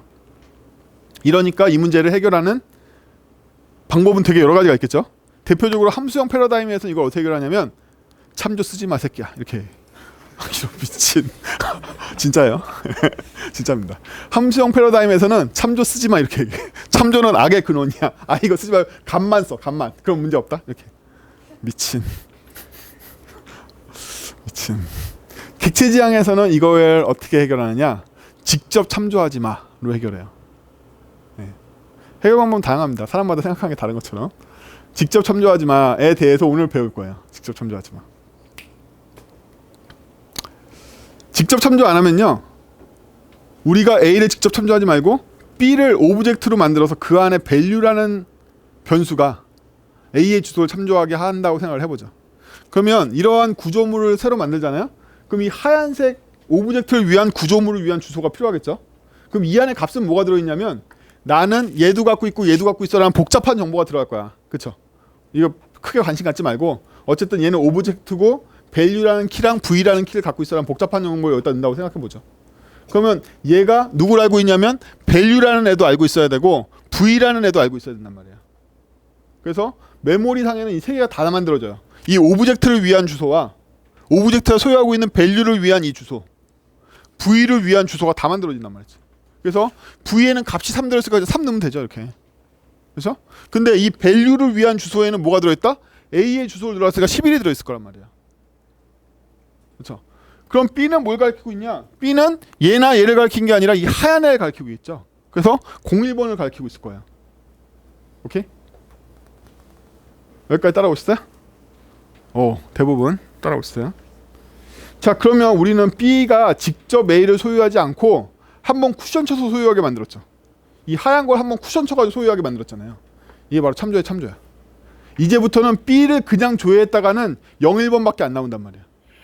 우리가 A를 얻으려면 B를 조사한 다음에 그 조사한 놈으로부터 다시 value를 조사해야지만 A를 얻을 수가 있어. 한 번에 못 얻고 쿠션을 통해서만 얻을 수 있단 말이야. 이거를 더블 디스패치라고 불러. 한 번의 값으로 갈 수 있는 디스패치가 안 되는 거야. 디스패치는 뭐냐면 주소로부터 값을 얻는 행위인데 주소로부터 값을 곧장 못 얻고 이 값을 얻으려면 더블 디스패치를 해야지만 얻을 수 있단 말이에요. 그쵸? 이 구조를 보면 B로부터 제가 테스트를 얻으려면 더블 디스패치를 통해서만 얻을 수 있단 말이지. 왜 이 더블 디스패치를 하느냐? 그럼 아까 악당들 C하고 D가 나와야죠. 이제 C하고 D는 뭘 가르친다? B를 복사했으니까 01번을 가르치게 되는 거죠. 그러고 나서 B가 배신 때려. 배신 때리면 B는 배신을 못 때리고 B의 밸류만 배신을 때릴 수 있겠죠. B의 밸류가 배신 때려봤자 K를 가르치면 11이 뭘로 바뀔 뿐? 28로 바뀔 뿐이죠. 그쵸? 하지만 여전히 C의 밸류를 조사해도 얘고, D의 밸류를 조사해도 얘고, B의 밸류를 조사해도 걔야. 그쵸? 뭐가? C는 B, C는 D가 다 성립하고 있죠. 왜? A하고 B하고 D하고 전부 다 똑같은 애를 가리키고 있는 게 성립하고 있잖아. C하고 D하고 B는 동가잖아. 이 그림에서 안 바뀌었단 말이지. 배신 때린 건 밸류일 뿐. B하고 C하고 D의 관계는 유지가 되고 있고 저것도 등식이 성립하고 있죠. 그럼에도 불구하고 우리는 밸류를 여기서 여기로 배신 때렸지만 프로그램 구조가 안 깨졌잖아. 이래서 직접 참조를 못 쓰게 하는. 참조의 경우에는 직접 참조를 못 쓰게 하고 한 번 더 참조를 해서 참조를 얻게 만들는 이유가 이것 때문에 그런 거예요. 이게 더블 디스패치의 원리야. 이거가 지금은 그냥 메모리 모델로 보이겠지만 나중에 주구장창 나와요. 제가 앞으로 더블 디스패치라는 말을 쓰면 머릿속에 2번 쿠션 쳐가지고 받는구나 이렇게 생각하시면 돼요. 알죠? 여러분들 링크드 리스트의 원리가 다 이거죠. 자료 구조를 링크드 리스트로 만들면 첫 번째 애를 얻으면 걔를 통해서 다음번 애를 얻는 거죠. 그렇기 때문에 어떻게 할 수 있다? 중간에 링크를 끊고 딴 애를 껴넣어도 전체 자료 구조가 첫 번째만 안 변했으면 안 깨져. 그렇죠? 이 링크드 리스트의 구조랑 똑같이 객체지향 개념이 있으신 분들은 인터페이스와 클래스의 관계를 생각해 보세요. 인터페이스의 참조를 타고서 클래스 찾으러 들어가기 때문에 인터페이스가 변하지 않는 이상은 밑에 있는 두 번째 쿠션실 클래스를 다 바꿔줄 수가 있는 거예요. 다 그 원리란 말이지. 그래서 아까 그림하고 극명한 차이점. 화살표가 다 똑같은 데를 가르치고 있다. 뭐에도 불구하고 밸류가 배신을 때렸음에도 불구하고 이게 핵심이에요. 20분 남았네요. 20분 남은 동안 남은 거 할 수 있나? 자, 여기까지. 자, 휴식 시간 없이 해가지고 여러분들이 좀 힘들 텐데요. 앞으로도 없을 가능성이 높습니다. 제가 분량이 워낙 빡빡해가지고 분량이 많다라기보다 휴식 시간을 고려하지 않고 최대한 천천히 설명하고 있는 편이에요. 빠른가요? 여러분 제가 코드 스피치 페이스북 그룹에 설문 한번 돌릴 텐데 수업 속도 난이도 뭐 이런 거 설문 돌릴 거거든요. 다 답변해 주세요. 반영할 테니까. 여러분들 저하고 고작 12시간 만나죠. 6번 다 오셔도 12시간 만에 무슨 지식 체계를 얼마나 전달할 수 있겠어요. 그렇죠? 제가 전달해 줄 수 있는 건 상세한 하나하나의 지식 체계가 아니라 공부할 수 있는 방법, 프레임, 생각하는 방향이 더 중심이 될 거예요. 하나하나 지식 체계보다. 여러분들이 상세한 건 공부하셔야죠. 그렇죠? 드디어 자바스크립트 기초에 들어왔습니다. 지금까지는 프로그램에 대한 기초였어요. 이게 안 잡혀있으니까 개발을 가르칠 수가 없단 말이지.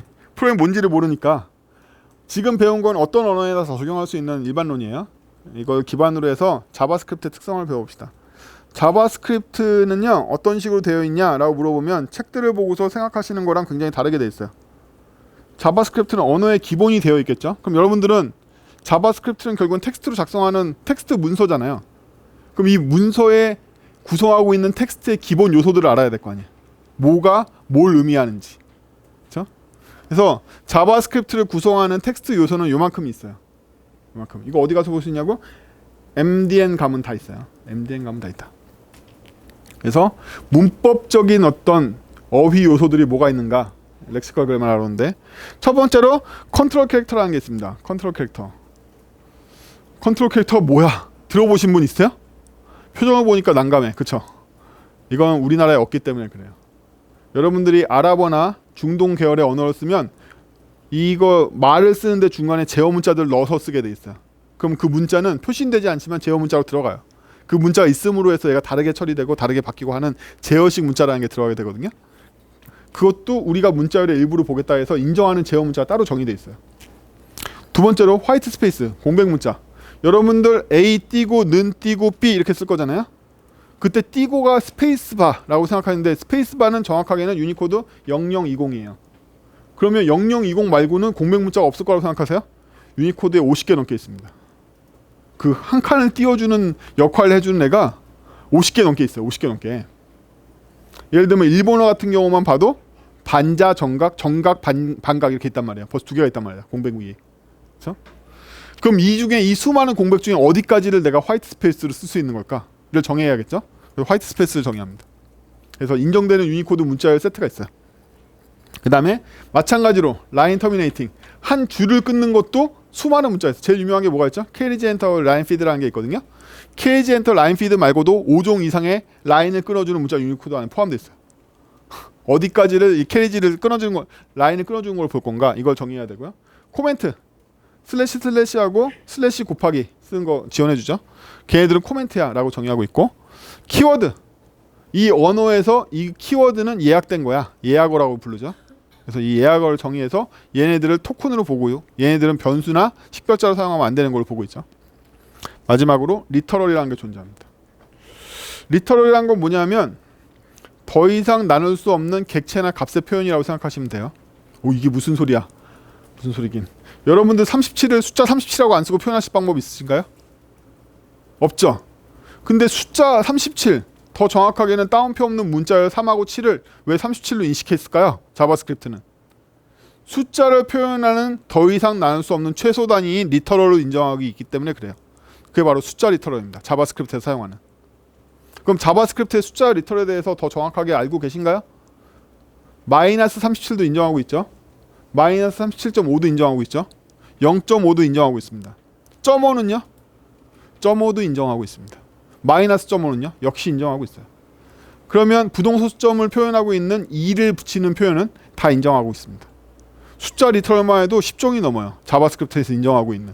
게다가 이번에 빅인트가 추가되면서 더 많이 들어왔거든요.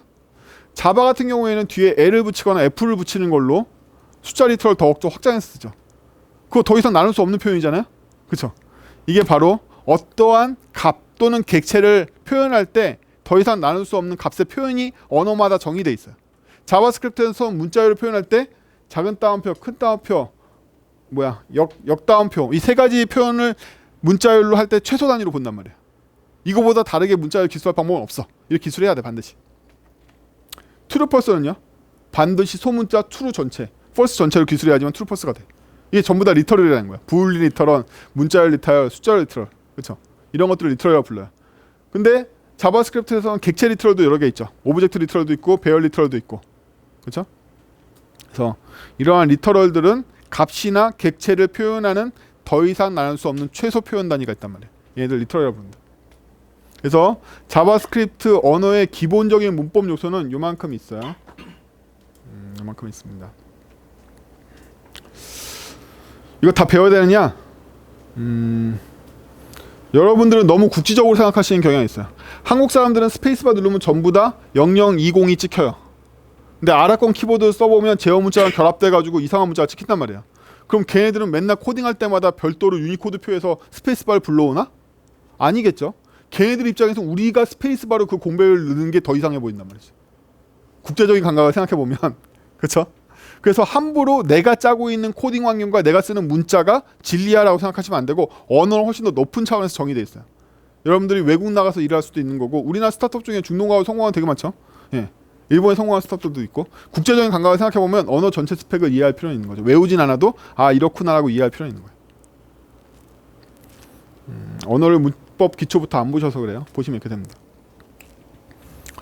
그러면 그거는 렉시컬 그래마 어휘적인 측면에서의 문법이었다면 실제로 자바스크립트 언어를 이루고 있는 기초 블록들은 뭐가 있는가 보면 이 세 가지가 있습니다. 자바스크립트에서는 여러분들이 어떻게 개발하셔도 이거 세 가지 외에는 안 나와요. 첫 번째는 스테이트먼트라고 불리는 문이라는 게 있습니다. 문. 두 번째는 익스프레션, 식이라는 게 있어요. 마지막으로 세 번째는 식별자라는 게 있어요. 아이덴티파이어. 여러분들이 무슨 짓을 해도 이거 세 개밖에 안 나와요. 네. 그러면 하나씩 생각해 볼까요? 문은 뭐냐? 문은 컴파일러 혹은 실행기한테 주는 힌트다. 뭔 소리야? 제가 펑션이라는 문을 사용하게 되면 자바스크립트에서는 문이 아니라 식으로 처리됩니다. 식으로 처리돼요. 그래서 펑션 객체가 만들어서 값이 돼버려요. 근데 그거에 비해서 파일이나 for를 쓰면 어떻게 될까요? 반복을 시켜준다는 건 다 알아요. 근데 걔를 A한테 할당할 수 있나요? A는 for 어쩌고저쩌고, A는 file 어쩌고저쩌고 돼요? A는 if 어쩌고저쩌고 되나요? 안 되죠. 얘는 실행하고 나면 흔적도 없이 사라지는 거네요. 실행은 됐지만 그 if가 실행한 증거나 결과나 이런 게 남지 않는다는 거예요. 그렇다는 얘기는 뭐예요? 이 처리기가 돌아가면서 if나 for를 만나면 이 힌트를 받아들여서 아 이거 if처럼 처리해야지, for처럼 처리해야지 라고 힌트를 받아들이면 처리만 하는 거지 메모리에 뭐가 남지 않는다는 거야. if 자체가 안 남아. a는 if라고 쓸 수가 없단 말이야. a는 for라고 쓸 수가 없다는 거죠. 그렇다는 얘기는 뭐야? if가 있으면 if를 처리하고 끝내는 힌트가 될 뿐인 거야. 처리기한테. 이런 관점 한 번도 안 가셔도 되게 신기하겠지만 실제로 그렇다는 거야. 이러한 일을 보면. 근데 루비 같은 언어를 보면 a는 if 어쩌고저쩌고 성립해. 심지어 a는 for 어쩌고저쩌고 성립해. 얘네들은 문이 없기 때문에 그래. 그러면 다시 돌아가서 문이 뭐다? 실행기한테 주는 힌트다. 힌트이기 때문에 메모리에 흔적이 안 남고 실행기가 그 힌트를 받아들여서 어떻게 처리할지를 생각해 본다는 거예요. 이게 문이에요. if, while, for, do while 뭐 이런 애들. 그렇죠? 이게 문입니다. 그래서 문은 대부분 실행기가 어떤 식으로 명령을 실행할지에 대한 제어를 하기 때문에 컨트롤 스테이트먼트라고도 해요.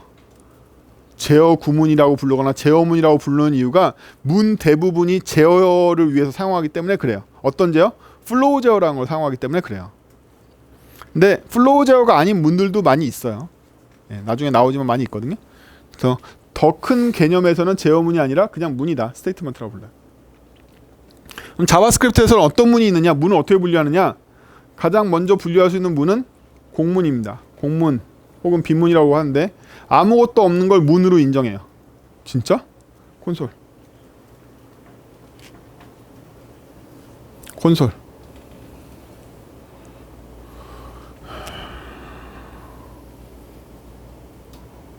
콘솔만 크게 빼내.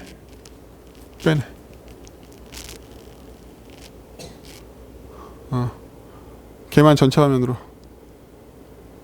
콘솔 탭으로 가. 콘솔 탭으로 가. 위에 있어. 글자 크기 키워. 이씨, 준호 전달 제대로 안 하고. 자, 공문이 성립하는지 간단하게 실험해 볼까요? for 바 i는 0부터 5까지 i 뿔뿔.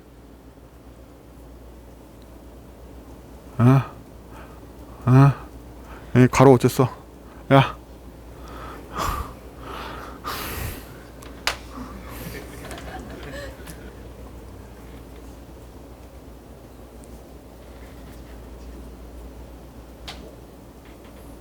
가로 닫고 그냥 공문을 써볼까요? 어떻게?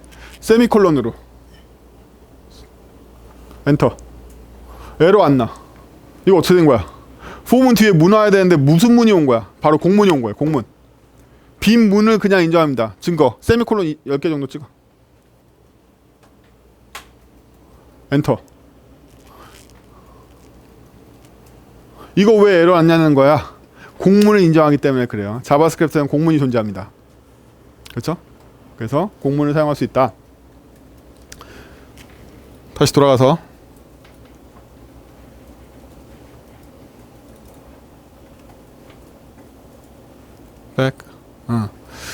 다음은 식문이라는 게 있고 제어문이라고 있고 선언문이 있다고 그랬죠? 네. 선언문은 간단하게 바, const, let 이런 애들이 선언문이죠. 얘네들은 선언을 목적으로 만들어진 문이에요. 그래서 선언을 하면 뭘 선언한다? 메모리의 변수. 아까 우리 변수 배웠죠? 여러분들 그 메모리 모델 배우고 나니까 변수가 뭔지 저한테 설명하실 수 있겠어요? 변수가 뭘까요? 변수가 뭘까요? 변수를 정의해 보세요. A는 뭐예요? 결국 A는 뭐였어? 맴돌아. 그렇죠? 맴돌아. 메모리 주소의 별명이죠. 한번 생각 안 해보셨겠지만 변수란 메모리 주소의 별명이다. A의 실체는 주소 11번지인데 우리가 11번지라고 부르면 너무 힘드니까 별명을 붙인 거야. A라고. 응? 변수의 실체는 메모리 주소의 별명이라는 게 첫 번째 실체고, 두 번째는 그 변수에는 변수의 크기나 종류가 설정되어 있죠. B는 참조형 변수였고 A는 가평 변수였죠. 타입이 정해져 있고 또 A는 크기가 얼마인지를 우리가 알고 있어. 테스트라는 글자 읽기 위해서 A의 11번지부터 시작해서 네 블럭만 읽으면 돼. 네 블럭이란 길이도 알고 있단 말이야. 변수에는 요 세 가지 요소가 들어있습니다. 메모리 주소가 어딘지와 얘가 어떤 타입인지와 메모리를 어디까지 크기를 갖는지를 알고 있어요. 변수가. 이 정보를 합쳐서 어디에? V 테이블에 써놓는다. 그러면 실제로 메모리에 적재됐을 때 V테이블의 참조 내용을 보고서 실제 메모리 그만큼 확보해가지고 A한테 진짜 주소를 매핑해주고 프로그램이 시작되는 거예요. 아, 이런 얘기를 할 수 있게 됐어. 자, 이런 얘기를 할 수 있게 됐어.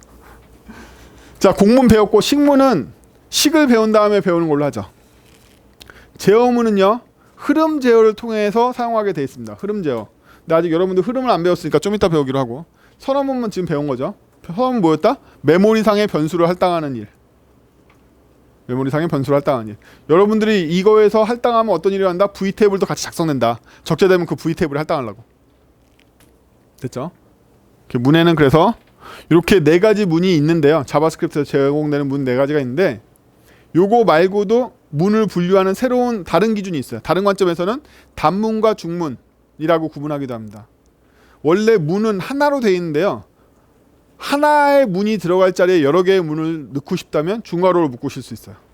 그래서 중괄호로 묶은 문을 하나의 문이 들어갈 자리에 그 중괄호 문을 대신해서 넣을 수 있기 때문에 얘들을 중문이라고 불러요. 네. 중문이라고 불러요. 해볼까요? 아니, 얘 언제까지 이러니? 전화 못하냐?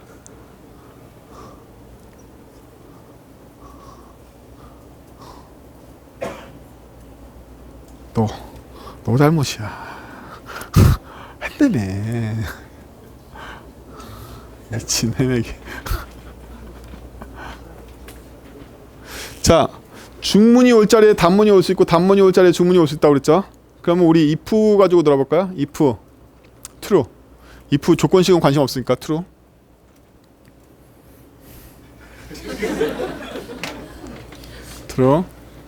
true. 여기다가 저희가 문을 하나 쓸 수 있을 거예요. 그렇죠? 문을 하나 쓸 수 있는데 가장 쉬운 문 하나 쓸까요? 어떤 거? 공문을 쓸 수 있겠죠? 세미콜론 찍어. 엔터. 그렇죠? 여러분 성립했잖아요. if 제어문의 조건은 엄격하게 형식으로 구분되어 있는데 어떤 식으로 되어 있냐면 if가 올 수 있고 공백 문자가 오거나 오지 않을 수 있고 괄호가 시작돼야 되고 안에 식이 들어가야 되고 괄호가 닫혀야 되고 공백 문자가 올 수도 있고 안 올 수도 있고 그 이후에 반드시 문이 와야 된다는 정의를 갖고 있어요. 이 문에는 단문이 올 수도 있고 중문이 올 수도 있습니다. 근데 여기다가 화살표 위로 올려서 세미콜론 하나 더 찍는다고 해서 엔터. 이 세미콜론 두 개가 if에 딸려 있는 건 아니죠. 왜? 얘 정의는 괄호 뒤에 문 하나만 봤거든요. 이 공문이지만 이 두 번째 이 문은 if 게 아닌 거예요. 그냥 실행되는 거지. 그렇죠? 이 두 개를 다 실행하고 싶어. 그러면 문 하나만 올 수 있는 자리에 문 두 개가 오려면 중문을 만들어야 된다. 이렇게. 그렇죠? 그래서 단문이 올 자리에 중문이 올 수 있고 중문이 올 자리에는 당연히 단문이 올 수 있어요. 이거 막 실감이 안 나. 그러면 엔터. 바 A, B. Shift 엔터. 자, 이거 가지고 놀아볼까요? if true A는 3 세미콜론 B는 5 엔터. 이게 일견 보기에는 if 때문에 A와 B가 일어난 게 아니라 A만 일어나고 B는 무조건 실행되는 거죠. 그렇죠? if 때문에 실행되는 건 A밖에 없는 거고 B는 무조건 실행되는 거란 말이야. 그럼 이걸 묶으려면 반드시 중괄호 쳐줘야 되겠죠? 올라가.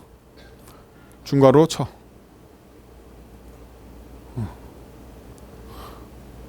그러면 if 뒤에 두 개가 같이 실행되게 되는 거죠. 이걸 보는 눈을 키우자는 거예요. 단문, 중문을 보는 눈을 키우자. 그러면 이렇게 있으니까 별거 아닌 것 같아서 if s 써보도록 할게요.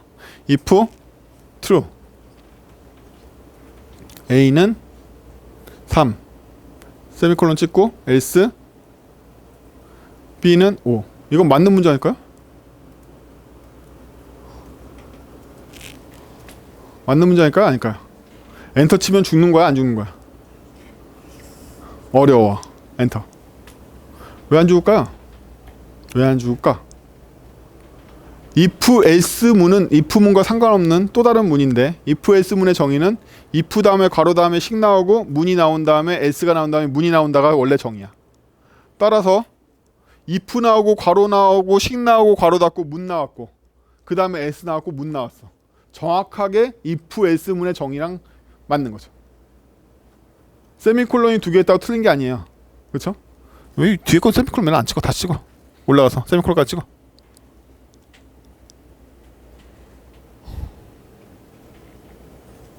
이거 이상한 거 아니라는 거야. 문의 구조를 모르니까 이상해 보이는 거지 이상한 게 아니다. if s는 원래 문을 받는 거지 중문을 받는다는 규정은 없단 말이에요. 그렇죠? 오케이. 문의 구조를 정확하게 이해를 하자는 거예요. 그럼 여기서 더 나아가서 올라가서 올라가서 글자 너무 작다. 그러네. 왜 잘리지? 이씨, 똑바로 다 세팅해놓으니까. 자, else를 안 쓰고 else if를 써볼까요? else if a가 2보다 크면 그 다음에 다시 else. 아니 b 뒤에다 해야지. 죽을라고.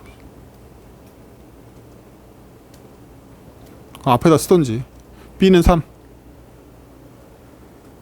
아니 여기도 쓰라고. b는 5라고 쓰더라고.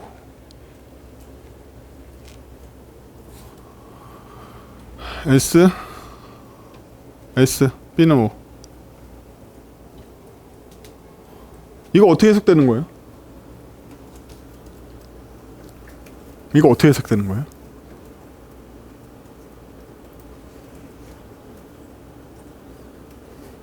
if else 구문과 if문밖에 없으니까 else if문이라는 건 없겠죠? 이해했어요?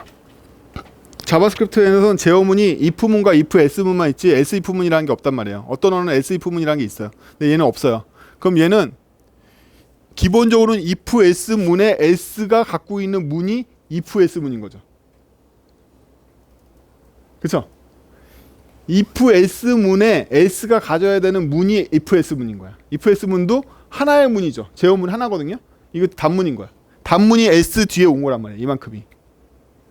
근데 이거 해석할 때는 어떻게 해석하냐면 좌결합이라는 걸 해요. 왼쪽부터 해석하기 시작한단 말이죠. 그래서 요게 먼저 해석되고 else 뒤에 있는 게 이만큼이 문으로 본다는 거예요. 그래서 여기 else로 들어온 다음에 이만큼이 하나의 문으로 보이는 거라. 그래서 이거는 여러분들이 관습적으로 이렇게 쓰지만 여기다가 중괄호를 감싸줘도 상관없어요.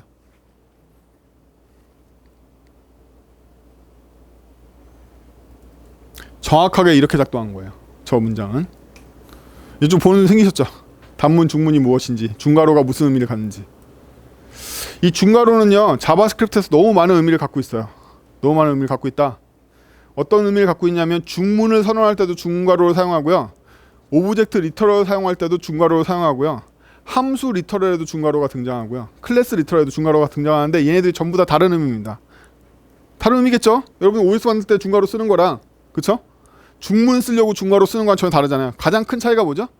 리터럴에 사용되는 중괄호는 그 결과가 값이 되기 때문에 뒤에 세미콜론을 붙여. 근데 중문을 사용할 때 쓰는 중괄호는 뒤에 세미콜론을 안 붙인단 말이지. 여러분들이 만약에 여기다 세미콜론 붙이면 어떤 일이 일어나는 거죠? 세미콜론 붙여봐. 이거 어떤 일이 일어나는 거야? 중괄호까지 해서 문 끝나고 공문 하나 삽입된 거란 말이지. 이거 공문 하나 더 들어간 거야. 문장이 두 개로 들어간 거야. 이해가 되세요? 그래서 이 중괄호 기호가 자바스크립트에서 너무 많이 다양하게 해석되기 때문에 얘네들 충돌나요. 나중에는. 대표적인 충돌을 보여드릴게요. 엔터. 콘스트 A는 F라고 할까? F는 괄호 열고 A 가로 닫고 화살표 중괄호. 이 중괄호가 무슨 뜻인 거야? 화살표 함수의 바디를 의미하는 거야? 아니면 오브젝트 리터럴을 반환한다는 거야? 그쵸? 중괄호가 여러 의미를 갖고 있기 때문에 이게 힘들단 말이에요. 금방 힘들어졌죠? 네. 이거 무슨 뜻인 것 같아요? 몰라. 그래서 언어에서 이런 것들은 미리 정해줘요. 이건 무조건 함수의 바디로서의 중괄호가 우선돼라고 정해놨어. 그럼 얘가 오브젝트 리턴하고 싶으면 리턴문을 꼭 써야 되나? 그건 아니야. 괄호로 묶으면 값이 돼버리니까 괄호로 묶어. 이렇게 써야 돼요. 반드시. 안 그러면 저 그냥 함수 바디로 인식된단 말이야. 리턴 없는 함수 바디로. 그래서 이 중괄호는 중문에도 쓰이지만 여러 군데 쓰인단 말이야. 그래서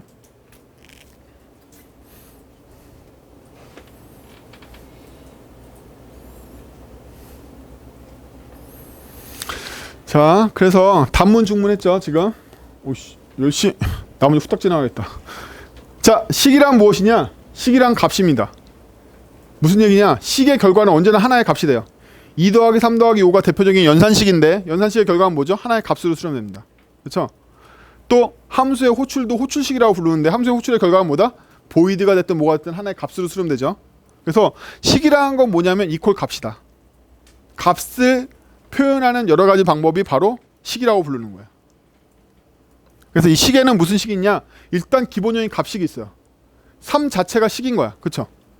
true 자체가 식이야. 값 자체가 식이에요. 두 번째는 연산식.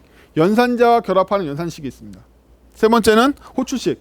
함수의 호출도 하나의 값으로 수렴되죠. 자바스크립트에서 함수를 호출했는데 값이 안 나오는 경우는 없어요. 다른 언어들은 안 나오는 경우가 있습니다. 자바에서는 보이드형을 함수의 반환값을 설정하면 호출해서 뭔가 받으려고 그러면 컴파일러로 내버린단 말이에요. 걔네들은 반환하는 애가 아닌 거죠. 비주얼 베이직 해보신 분들은 알겠지만 프로시저로 선언하면 걔네들은 값이 안 나와. 호출만 할 수 있어. 근데 자바스크립트에서 호출하면 무조건 undefined가 됐든 뭐가 됐든 값이 나온단 말이에요. 그래서 자바스크립트는 호출이 식이란 말이에요. 식의 일부야. 그래서 이러한 식들이 있는데 기본적으로 리터럴로 되어 있는 값들도 있고, 식별자 자체도 원래 하나의 값을 의미하니까 식별자에 있는 변수를 통해서 값들도 들어오거나 연산식을 통하거나 아니면 호출식을 통하거나 이렇게 얘네들이 식의 종류죠. 이 식을 우리는 뭘로 인정한다? 문으로 인정해줘. 이게 바로 식문이에요. 식문 테스트.